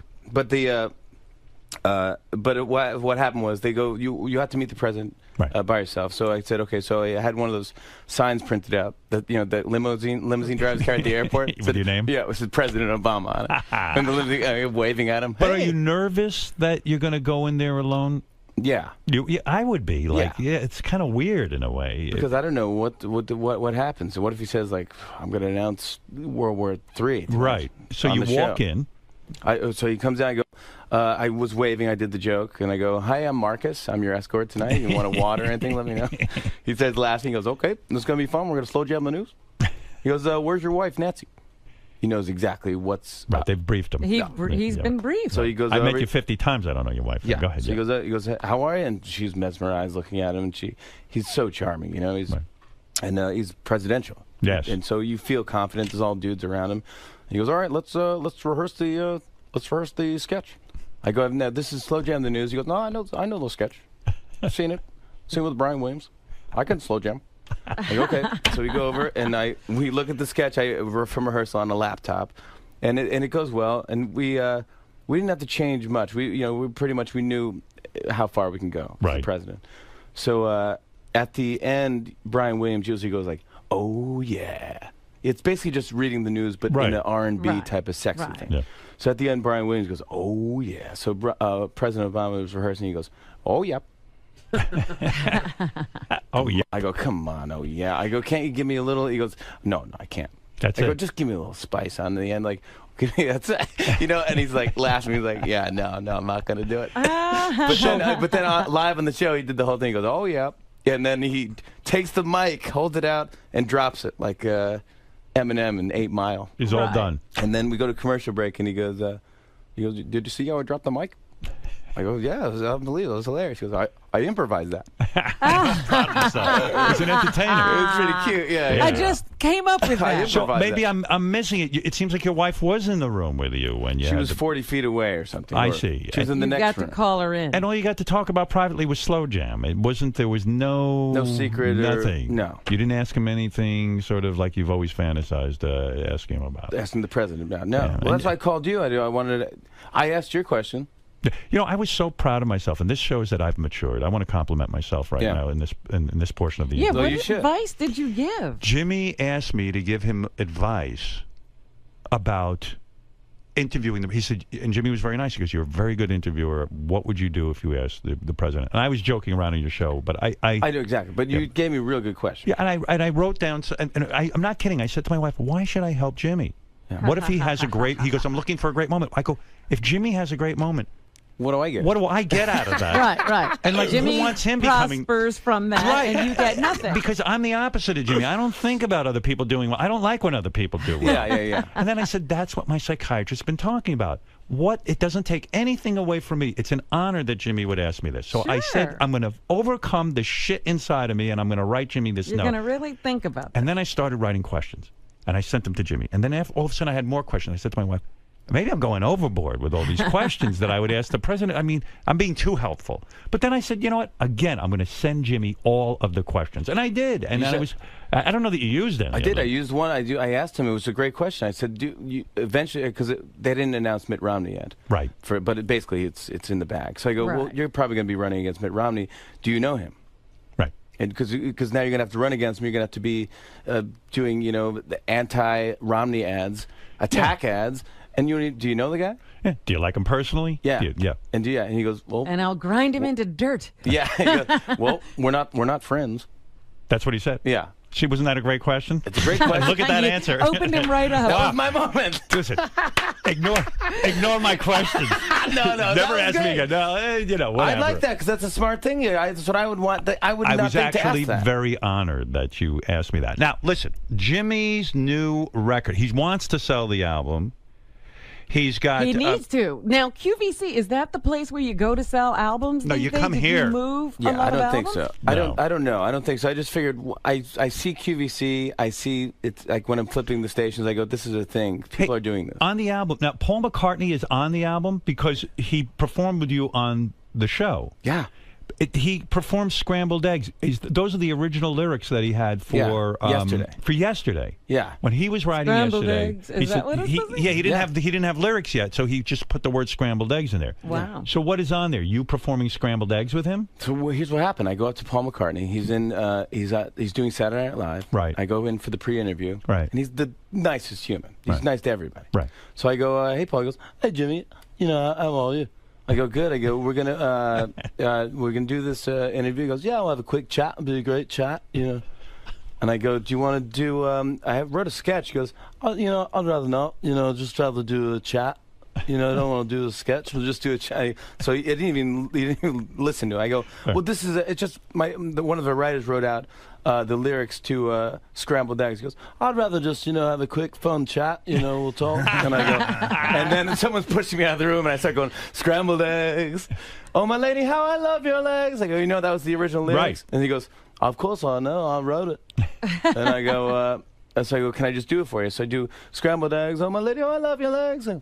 But not as much as I love scrambled eggs. Oh, have you tried scrambled eggs? Cut to his head is like over my shoulder reading the lyrics. He's like, waffle fries. Oh my, and he's really into it and laughing. He's like, all right, I'll do it. He goes, but I want you to do it with me. Right. And that's when you go, what is going on? So you have to seduce these guests. But I didn't even want it. I didn't pitch it as a duet. Did you have fun doing it? It was amazing. Amazing. He was my idol growing up. Of course. Can you imagine getting to do a song with Paul McCartney? It's unbelievable. It doesn't make any sense. What is his relationship with musicians? Because Springsteen will come on and do a week. And, Springsteen won't talk to me. Thinks I'm a scumbag. He does? I don't know. I saw him at a party. I met him at a party. He was very nice to me, but he's fun. A lot of these guys just want to come in and have a good time, and they just want to trust you that you're just going to. No one trusts me. At least you do. That's what it is. You were about to do something. What were you going to do with your guitar? You were going to do Neil Young? I don't care. I mean, I could do whatever. I could show you the difference between Neil Young and Bob Dylan. Show me the difference between Neil. I love when you do this stuff. All right, go ahead. So Neil Young, this is Neil Young. Neil Young, when he plays the harmonica, it's more of like a melody when Neil plays.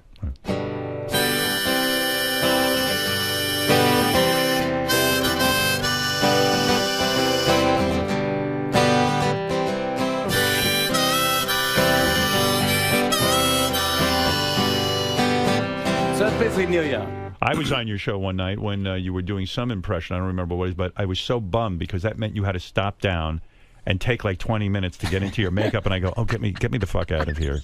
I'm sorry about that. Jimmy's doing an impression, and that means I've got to be here 20 minutes longer. I had to change. Yeah, I think Bob Dylan then. That you did Bob Dylan. Now, what is the difference between Neil Young and Bob Dylan? I think Bob Dylan, when he plays the harmonica, he just hits the highest note on the harmonica and just blows the shit out of it. Right. That's all he does. Same technique. So yeah. So Bob Dylan comes on our show and he does the song and he plays the harmonica. It's just the highest and the loudest.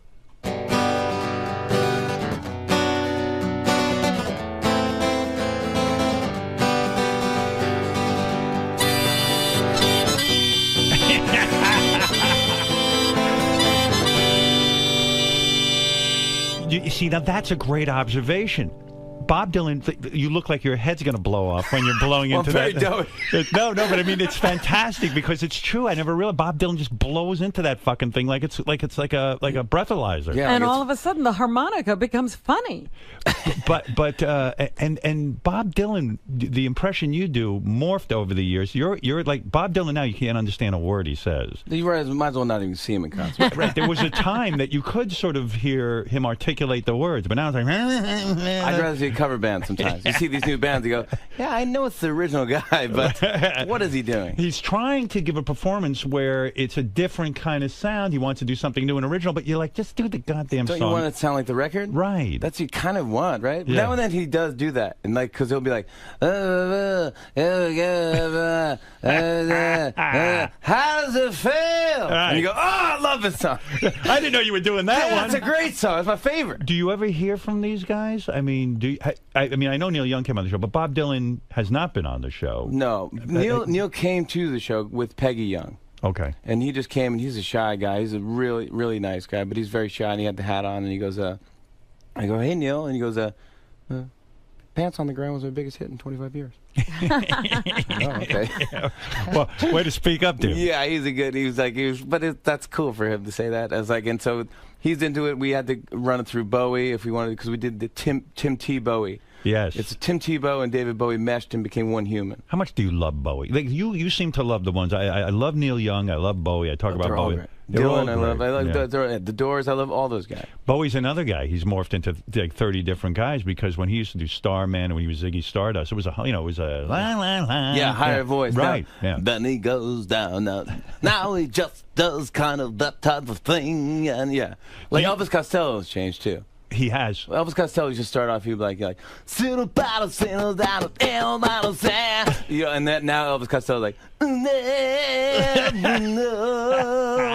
he's a different guy now. It's great. Is it possible for you to listen to music without wanting to do an impression of a guy? Can you sit back and enjoy music, or do you just start to obsess on, I've got to learn how to do that? No, I love music. You do? And do you like new musicians, or are you mired in the McCartney and the Neil Young and Springsteen? No, I like new music too. You do? Yeah, I think Fun has a great new song out. Well, it's not even new anymore, but Gautier, that song is great. What's that song? Somebody that I used to know. See, you're more in the music scene than I've started giving up. Oh, he's like, no, it's a great song. He's like, I think it might be the #1 song, and it's like, he goes like, basically like, you didn't have to treat me so bad. You had your friends collect your records, then you change your number, and like, now you're just somebody that I used to know. Do you like rap music?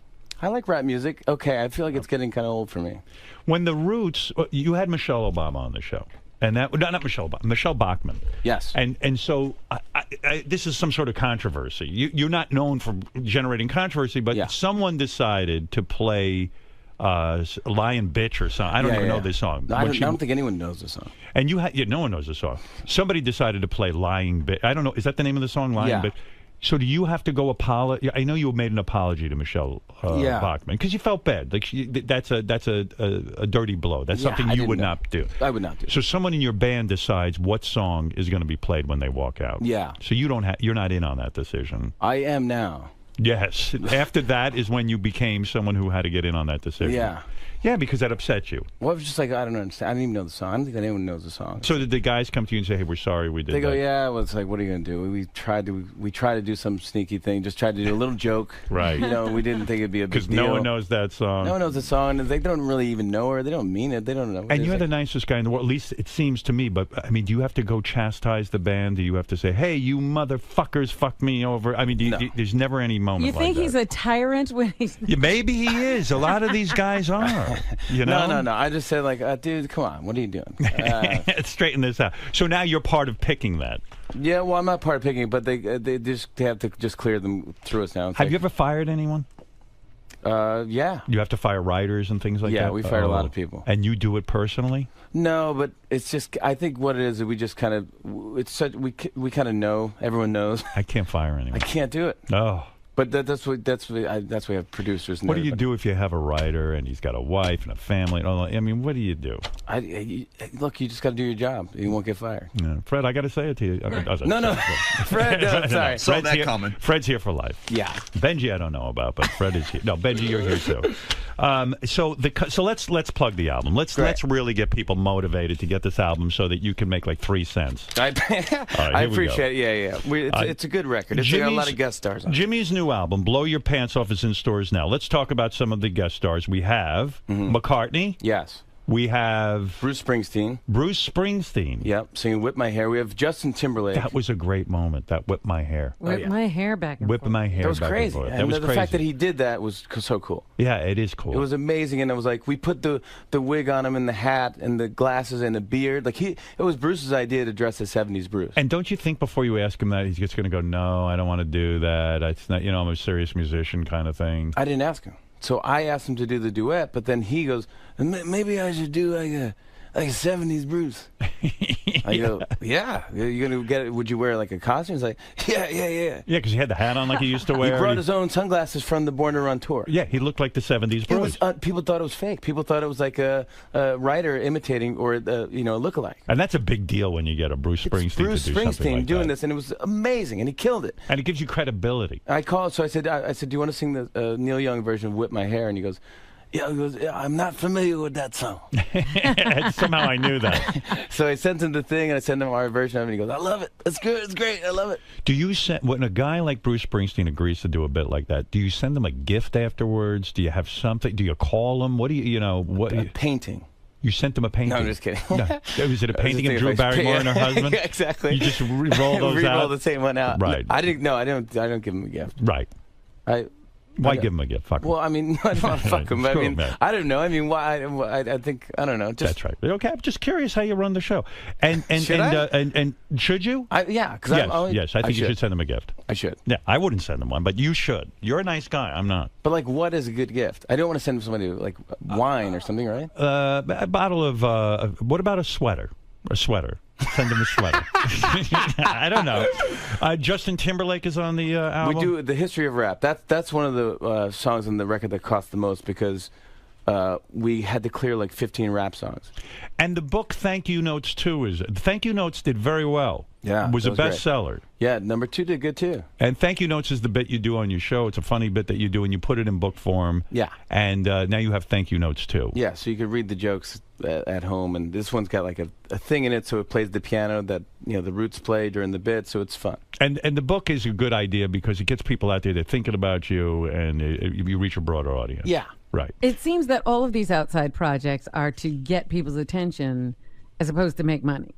Yeah. Yes. I think that's what it is, because I'm on so late. It's like... Jimmy wants attention. I really need... He needs attention. Yeah. Do you get enough attention now? Because you are a guy who needs attention. Oh, my gosh, I get too much attention. Yeah, and you go home and you just sit there and you wait for the next show. Yeah. Yeah, but you're not a sad sack like Letterman. You don't sit there and... No. And your hobby isn't working on cars like Jay Leno. I can't get into cars. Not, it's funny. I was talking to Jay Leno, and I know you don't like him, so I won't talk about him that much. No, talk about him. Go ahead. But because I was thinking about getting a vintage car. Were you? Well, I live out. I got a place out in the Hamptons. Right. And I go. I should get a convertible and drive around and be a cool guy. Right. All of them drive around. Yeah, and these cool cars, vintage cars. So I go, what do you? So I'm really researching this. I look into it, and I'm just not a car guy. Right. I'm awful. I could Awful care driver. less. I could care less, and I'm not a good driver. I just want airbags. And if you drive around in a vintage car, everyone's going to notice you, and you're going to look like a big douchebag. You're a real jerk. Right, And then, but I just don't know what I'm. Also, I don't know what I'm talking about. Right. So I go, Jay, what do you think about this? Should I get a Porsche 60 something Porsche? He goes, I mean, do you like cars? I go, not really. I mean, I don't really like cars. He goes, then don't get a car. Right. He goes, get a truck. Yeah. I go, I don't even know if I like trucks. I got nothing to put in the back of it Yeah, or whatever. right. He's like, he goes, here's the thing. He goes, I love cars. Right. If it breaks down, that makes me happy because I want to fix it and see how it works. Right. That interests me. Right. I go, that would never interest me. Yeah, I would give it to somebody and I'd have them fix it for me. If you want to go retro, get like the Amish have a horse and a carriage, and you drive around the Hamptons in that, and everyone will love it. The buggy and horse. Yeah, that's a good idea. But you need a hobby. That's what it is. You need a hobby. Like I'm into photography. I'm a photographer. You still into that? Oh yeah, big time. Because I remember you were getting into it. Oh with yeah. the Beckham day. Yeah, big time. You do. So you know aperture. Aperture, of course. That's a big word. That's right. That's where it loses me when I get a camera. No, I like it. I like the sort of the mathematics. No, I do, yeah. Oh yeah. No, I get out of it. I go, I don't know, aperture. Yeah, you need a hobby. That's all. Because you're not busy enough. All right. And when are you having children? I'll get into that. I got to talk to Josh. Are you going to have kids? Yeah. You are? Yeah. You think you'll be a good dad? Yeah. I think you'll be a good dad. I think I'd be fun dad. Will you lock the kids up in the house and not let them out like you were raised? Yeah, they're not allowed to leave. No, okay. All right, listen. Everybody, excuse me. Everybody loves Jimmy Fallon. He does it all. He does bits. He interviews. He tells jokes. Yeah. Whatever you want from him, he'll do. He tap dances. And the Bee Gees guy died. He was on my show. He was a great guy. Robin talented. All the good guys. Oh, who's the good harmonies out there now? Crosby, Stills, and Nash? No, yeah, but nobody does harmonies anymore. No. They don't make records like that The Bee Gees anymore. are just amazing. Amazing. The Beach Boys had great harmonies. They did. But Robin Gibb was one of the greatest guests I ever had on my show. He came in with his wife. They were swingers. And he would talk about threesomes with his wife. And the whole thing. Right, Robin? Yes, he did. He opened up. He came in he had like 10 jokes ready to go. Yeah, he was a great guy. Because we did Justin and I did the Gibb brothers on Saturday Night Live. And that's tough to do, right? With Barry Gibb? Yeah. It's okay. I love them, so I think it's just me singing. Doing what is it? It's more like, it's kind of like Aaron Neville. This is kind of the same impression, where it's like, look. The feel of cotton, you know. I don't know much, but I know I love you. Someone's taking the volume up and down. So Barry gets kind of like that. It's like, good evening, ladies and gentlemen. We have a great show tonight, and that's my favorite show. You know, it's like, why he would never talk like that in real life. So I did that, and so Justin we just made it so that him and his brother have a weird relationship and all that stuff. And it's a weird sketch, but they loved it. Talented guy as you are, isn't it weird they never found the right movie for you, a movie career? There's certain guys like that. Dana Carvey's another guy like that. I don't know what you all the do impressions. Right. No one in Hollywood doesn't know what to do with you, right? Yeah. There is no So maybe the talk show is the right place for you. Absolutely. I'm thinking this is the right move. I think if I did a movie, they just cast me as a guy. Right. And that anyone could do that. Yeah. You just be a guy who dates somebody, and you break up, and then you go back out at the end. Well, you're a tremendous talent, and I love having you here. Jimmy Fallon. Always fun. Get the record. It's out now. It's fun. New album, Blow Your Pants Off, is in stores now. It features many, many big stars. It's not just Jimmy. It's I know what you're thinking. Yeah. I don't want just Jimmy. Why would I buy an album of Jimmy? It's not worth it to just get me. I see on that TV commercial all the time too. Eddie Oh yeah, for the bank card. The bank card or something. Capital One. Yeah. Capital One. They must be paying you every time I say, I go ka-ching. Yeah, no, they pay you up front for those things. Oh, that's it. So that's it. Every time it airs, it's up to this. You're a spokesperson. I mean, they play it nonstop. I know, it's too much. I mean, people know you from that more than from anything. They do. I got a big old lady following. Did you tell them stop playing it so much? Yeah, but the baby steals it. The baby's cute. Yeah. Jimmy's book, Thank You Notes, too. Check that out. It's in stores now. And like I say, get the album Blow Your Pants Off. What are you going to do? You're going to go around signing albums and stuff? There's no record stores anymore. So there's nowhere to go. There's nowhere to go. There's nowhere for you to sign the album. I don't. I mean, I could sign it, but no one's going to be there. No one will be there. I don't know where to Barnes & Noble? Sit at home. Best Buy? Yeah, Best Buy maybe. I'm not going to go to a Best Buy. Well, you're terrific, and I love when you come by. You know that. Yeah, you're a good man. And I appreciate it. And hi to everybody here, and thanks for having me. You don't have to say hi to everyone here. Just me. That's it. Yeah. No, just concentrate on me. Just ignore the rest all the time. Exactly. I will. The great Jimmy Fallon. Where are you off to now? The Today Show or something like that?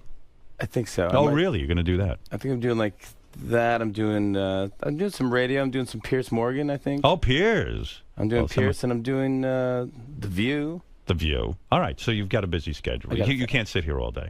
I could, but right. I understand. All right, Jimmy Fallon, everybody. Jimmy. I got to get out. Hey. That was awesome, man. Oh, it's fun, man. It's fun. I could do that for like 10 hours. I love it so much. How do you do impressions rapid fire like that at 8 o'clock in the morning? I mean, you're probably barely awake at this point. Coffee, caffeine. But it's fun. He gets, he knows how to do it. He's a pro. He gets it out of you. It's like he knows. He's just great. It's just it's a joy. Everyone's professional. They've done it now for so long. I think they know how to do it and how to get the best out of every guest. So much was made about the fact that you're a nice guy and he's perceived as a mean guy and that no one trusts him. Why do you trust him? Because I've just been on the show so many times that I just know I don't know. He's smart. And he's an intelligent man. He started to do your show a lot, so there's like this mutual respect that goes on there. I mean, he's just a good guy, and just like he's always, I don't know. I think he knows what I do, and so he doesn't need to push because there's no sense in pushing. I'm going to do what I'm going to do anyway. All right. Blow Your Pants Off. Blow Your Pants Off. Pick it up. Blow Your Pants Off. It's got a lot of guest stars. It's good. It's a great record. It's fun. It's the summertime jam of the year, and it's going to blow your pants off. Well, you blew the doors of the studio off today, sir. Thank you, my friend. All right, man. Perfect. That was great.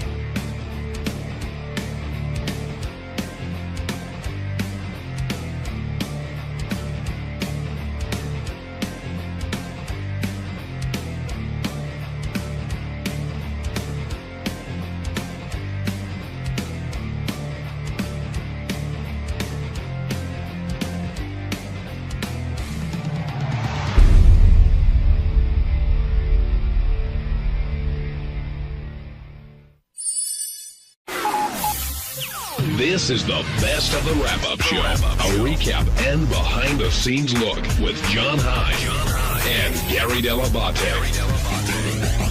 The best of the wrap-up show begins now. Hey, it's Gary Dell'Abate. On Monday's wrap-up show, we had sort of a Father's Day wrap-up in and of itself. Fred was there, Scott DePace was there, John Hind and his fathers. We talked about what it's like raising boys versus raising girls, coaching, all the craziness that goes on with being a father. Here's what happened.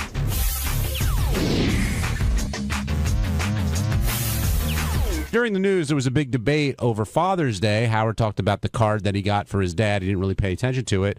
And then it was revealed that a lot of emails went around wishing everyone a happy Father's Day. And, of course, the debate came up, who's a good dad? And I was honored to be put in a category with Fred and Gary. But then Scott DePace's name was thrown into the mix. And I guess such bullshit. Who makes these people the judge? They're not at my house. They don't know what a great dad I am. Well, are you saying you're a great dad? Or are you saying Fred, Gary, and I aren't great dads? I'm just saying the fact that someone can quantify the fact that you're a better dad than I, and they don't know either of our situations at home. What makes a ridiculous opinion? What do you think makes a good dad? I think someone who spends time with their kids, someone who, their kids obviously enjoy spending time with, someone who teaches their kids right from wrong, someone who, is there for their kids. So do you believe that Fred and Gary and I do that? I would have no idea. I'm asking what you think, based on we've known each other for a long time. Yeah, I think you do, yeah. Except Gary probably gives them all those liberal opinions, but... besides that. So you missed the whole conversation, right? You came into it kind of late when your name was put out there. Yeah. You didn't miss much, really. Fred sent an email to Gary and I. We were emailing each other over Father's Day. Sort of wishing. Queer. Well, why is it queer for Fred to send an email like Let's all that? congratulate each other on being dads. I mean, I don't know. Are you upset that you weren't part of the email? No. And I saw the one that Doug Hurwitz sent? Doug Hurwitz put up, like, congrats to all those dads out there. It's like, shut up. Just fucking go away, Benji, I mean, you're not a dad, but what did you think of that? Did you think those emails were odd when they came in? I said the same thing Scott did. It struck me as kind of effeminate. But, I mean, listen, if people feel that, it's nice. It's nice that you guys have your little, thing. We're not the first ones who have ever done this. I mean, there's been billions and trillions of dads out there, I think right? the sentiment is nice, but for a guy to tell another guy, like to my dad, I definitely say Happy Father's Day, and I love him and express that. But to a guy to say to another guy, the sentiment is nice, but it definitely seems kind of feminine. I think it's just saying, I think you're a good dad, and I'm a good dad too, basically. That's. Here's a Would you do weird- that to anyone? What, I responded to Fred's email? But Sure. would you instigate something like that? Would I send an email like that? Yeah. No, I wouldn't. I wouldn't. I was happy to be a part of it, but no, I wouldn't send that out.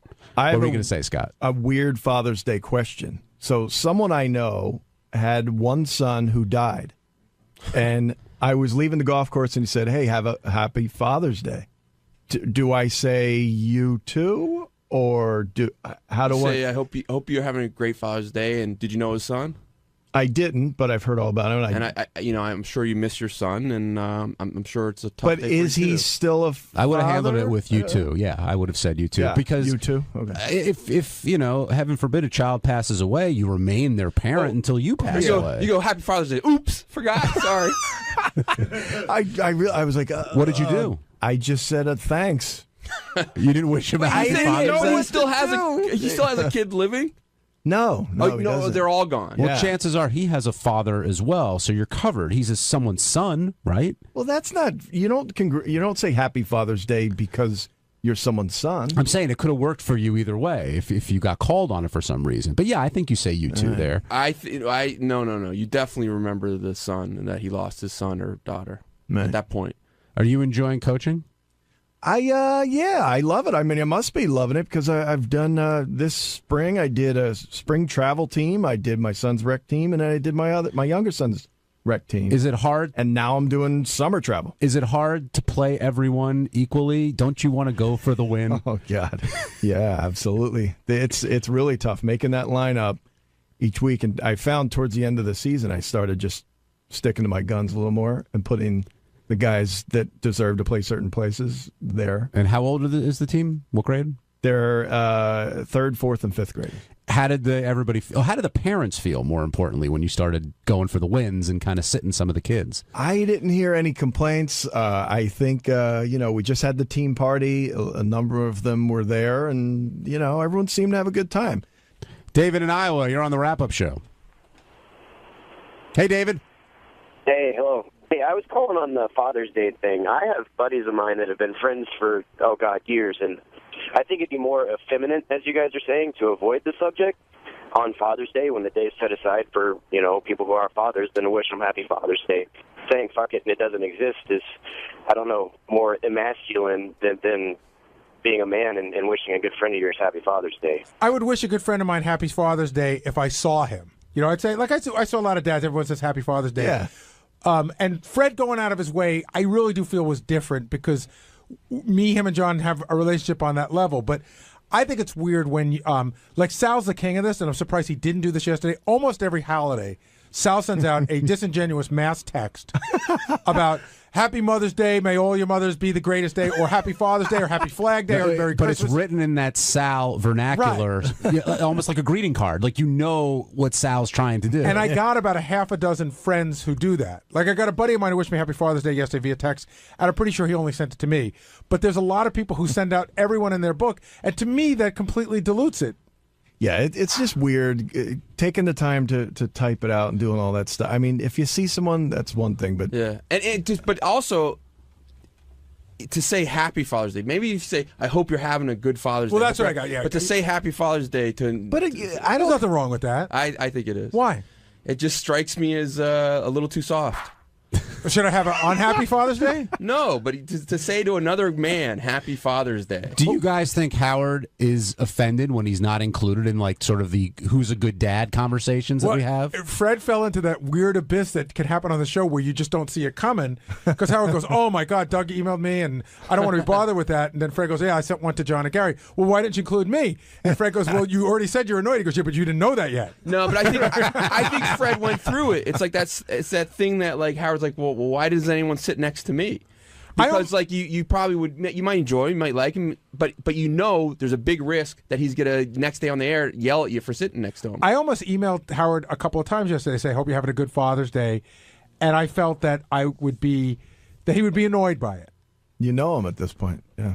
Now joining us on Wrap Up Show is the other nominee for Dad of the Year or Best Dad of the Show. I don't know about that. Fred Norris. Fred, when you guys have definitely cinched that up. Well, I'm merely an also ran. That's not true. That's not true. You're being humble. You really I'm are the best dad. Stop with this. What are you not best at? That's right. But what you were telling a story during the break about, just tell real bit about the game ball because, you know. There's a game ball you give out to whatever player did a great play or whatever during the game. So I feel really bad about this, but I had all the kids lined up afterwards and I go, and today's game ball goes out to, and I started pointing towards my son Kyle, and then I pulled it back and go, no, Peter. Oh, Jesus. It was bad. I felt terrible. And he didn't attack you in the middle of the night with a bat. And that's why you don't get the vote for Best Dad on the show. Come on. Torture your kid like that. But Fred, how did you think? Do you think Howard was offended that you didn't send him that email? I don't think so. I think that's just him doing his thing that he normally does on there, which is, if he sees something that could be considered a weakness, he attacks. And job well done. Well, Benji was saying how he thought it was kind of effeminate for you to send it in the first place. That's a guy who goes to his girlfriend's gigs. Yeah, we do gigs and sings backup when he has no business being on the stage. You want to talk about effeminate? There you go. You're more of a girlfriend than you're a boyfriend. I'm a great girlfriend. But no, I think there's something that it reminds me of, and I hate this. I assume you probably did you do this? You're going with stereotypes, Benj. Yeah, can I finish? It reminds me of guys that say like we're pregnant. It's going nowhere. I hate when guys say like we're pregnant. No, I get that, but I don't see. I don't see. Did you say we're pregnant? No, I didn't. Well, I applaud that you at least kept that part of your manhood. Never said that, Benji. I applaud that. A man with C+ breasts is calling me effeminate. Didn't Fred wear the baby Bjorn? Never. Didn't you say? No, I drew the line at that one too. Absolutely not. You can have my balls, but I'm not wearing the Bjorn. Well, like I said, that was brought up to me, and I said, no, I'm not wearing it. Sorry, can't happen. I want to move on this for Oliver. One other Father's Day thing, and then we're going to get to Mark Wahlberg, which is Howard talked about. He's like, hey, I raised 3 daughters. I went to the recitals. The difference between raising boys and raising girls, because you guys have boys and Fred and I have the girls, and it's really night and day. Well, it is because Scott sort of touched on it a little bit. You can do some great things with your kids that they genuinely want to do, that you genuinely want to do, meaning. Like when I would say we're going to the Jet game today, there was mass excitement from everybody except for even Mary, because Mary stayed home without us. So you can't do that. You know what I mean? You have to go see Taylor Swift, and which, by the way, frighteningly, I think you're beginning to like. You get to go. I've grown partial to Tay Tay. It's true. They're not into One Direction, are they? No. Oh, you're lucky. But you go to even when I remember when John's kids were younger. Disney on Ice. All those boy band concerts, dance recitals. So Fred, you're going through that right now with One Direction, because I did it with like Hillary Duff. By the way, if anybody has tickets out there for Madison Square Garden in December, I'm not going to be shameless about this. Give me some tickets. See, and that I think is part of what makes a good dad, because you clearly don't want to go, and you're going for your kids because you want to see your kids enjoy it. And well, they expect you're the father. You're supposed to participate. You don't just donate sperm and then walk away. But Fred brings up an excellent point. I remember the moment where I decided whatever favors I had would no longer be used on me, they would be used on the kids. And I don't even ask for favors. And it was to get Barney tickets at Madison Square Garden. Yeah. Like I said, I know if I talk to the record company guy and I get to buy tickets to him, I can't go back in a month and ask for Springsteen tickets. That's a sacrifice I'm going to make. But our kids are all worth it. Hey, so Gary, will you ever, because you have your sons are 14 and 17? Yeah. Will you ever talk about a chick being hot? No. I mean, I would never do that. I would never say, wow, that chick's hot. I mean, Lucas has pointed it out to me before. And how does that get mentioned? You go, does that Dad, that chick looks interesting. No, he's like, she's super pretty or something. He doesn't. I don't think he say uses the nice word, tits or anything. No, he doesn't use the word hot. All right, here's a Father of the Year, Sal Governale. Sal, we were talking before about. I don't know if you were listening. The before. sarcasm just bleeding through the walls. By the way, are your kids circumcised? Yes. So they can't play What's in My So they're Pouch. not like you. They can play with me, but I can't play with them. The game disappointment in his voice. Yeah. What's He that, didn't Fred? want competition, I think. Somebody, I'm actually glad that they're not, that they are circumcised. Somebody commented on how, we were talking about what Doug Hurwitz sent out that Father's Day thing, but a lot of times you'll send out messages on different holidays wishing everybody a happy whatever. Right. Almost every holiday. Yeah, and then I stopped because I realized nobody gave a shit. It was pretty disgusting, to tell you the truth, when you send something out like that, and you just want to extend something nice and wish somebody well, and nobody even has the decency to write at least thank you back. But after a while, you're like, you know what? It's a group email you And, sent. May I answer that? I ceased that for quite a bit because nobody gave a shit. I think Fred hit the nail on the head. Like he said, like Howard utilizes our email for business use, for professional purposes, and he sent out private ones, and I think that was great. May I answer your thing? Yes, you may, sir. When you send out an email to 150 people saying Happy Father's Day, I don't feel like you really mean it for me. I feel like you mean it more for you.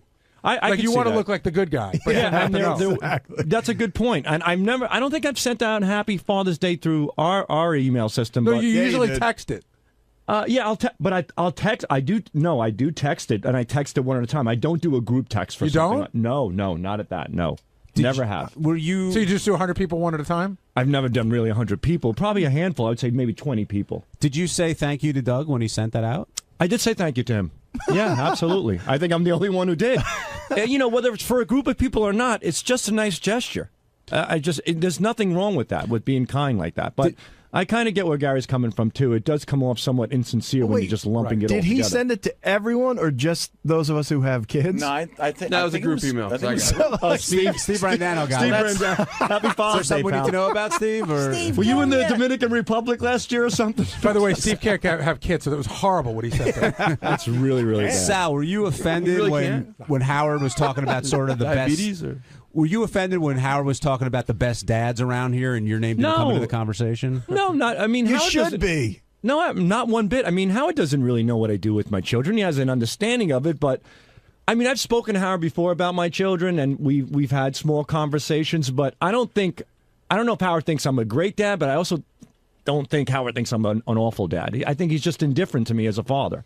He doesn't see me that way. I think he sees you as a goofball, but you're not take your kids away territory, just a goofball. Right, exactly. What do you think makes a good dad? What do I think makes a good dad? That's a good question. I don't think there's any particular thing that makes somebody a good dad. I think, first of all, it's a tough question to answer because love is unconditional, and and there's what are you laughing at? You reading from the card you got yesterday? No. I mean, listen, there are many elements that make a good dad. The most important thing I would say, hands down, is pay attention to your kids. Make them feel important. Make them feel like they have a father figure in their life and somebody that they can look up to and confide in. That's the most important thing, because 90% of the idiots out here who end up in jail or dead or on drugs is because they didn't have a father figure in their life. You turned out all right. No. You turned out better than you were raised. Yeah, I was raised pretty awfully. But Sal's another one of those guys that I think is funny that he does things that he likes to do too. Yeah. So like the whole, hey, you know what we're going to do with the kids? clubs? No, you know what we're going to do with the kids today? I'm going to dress them all up as Kiss, and we're going to pretend to play Kiss. That's true. Well, that's more for you than for them. Listen, influences are inevitable with your children. My dad watched wrestling when I was a kid. My dad watched wrestling, so I watched it, and then I enjoyed it. There were certain things that he did do that I didn't do, so you pick and choose pretty much. But I wish my dad would have watched maybe baseball or football, because I would have liked to have been involved in that type of stuff. Sal came up the elevator today, and he wanted to know. What did you ask me? How many days a week? I go, did he go to the game on Saturday? And Gary goes, no. And he looked at me and I said, there's a game almost every day. And he goes, there is? Yeah. And I said, they take a day off like every 2 weeks. And he goes, wow, no wonder they get the big money. He wasn't sure when the World Series was, because JD tweeted, hope Cincinnati gets to the World Series. So he thought it was like this week. Yeah. But then I remembered, because I don't follow it all, but I know when the World Series is. It's in October. Mr. October, Reggie Jackson. Other than your Kiss performing as the Little Gods of Thunder, your Kiss band. Yeah.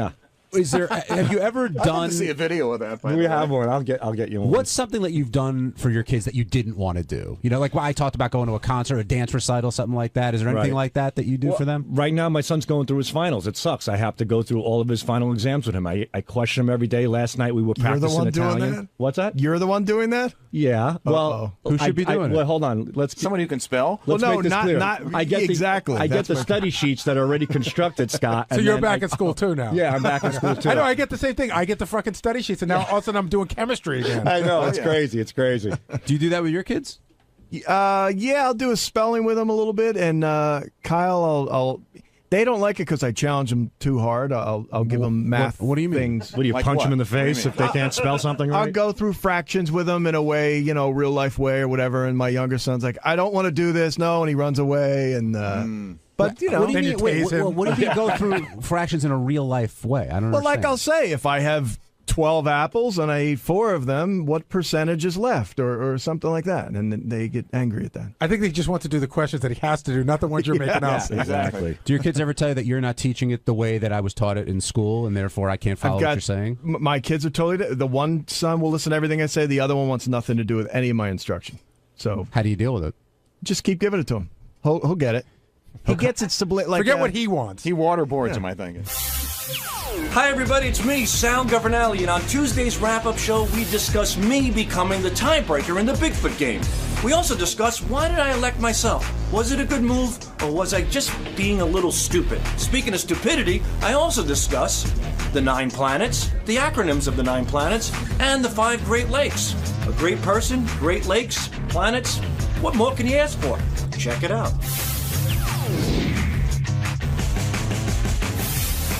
We'll get Sal in here to talk about how proud he was of breaking the tie in the Bigfoot game, and I believe he offered himself up and answered the question correctly of which are the 49th and 50th states to join the union. I thought that was a really good question for Sal. I was not positive he would know the answer to that. Neither was I, but I wonder if Sal was positive that he knew the answer to that, and when he learned the answer to that. We'll get into that. I do think it's interesting that a guy who sat here and cried and said he doesn't like to be called stupid would offer himself up to play this game.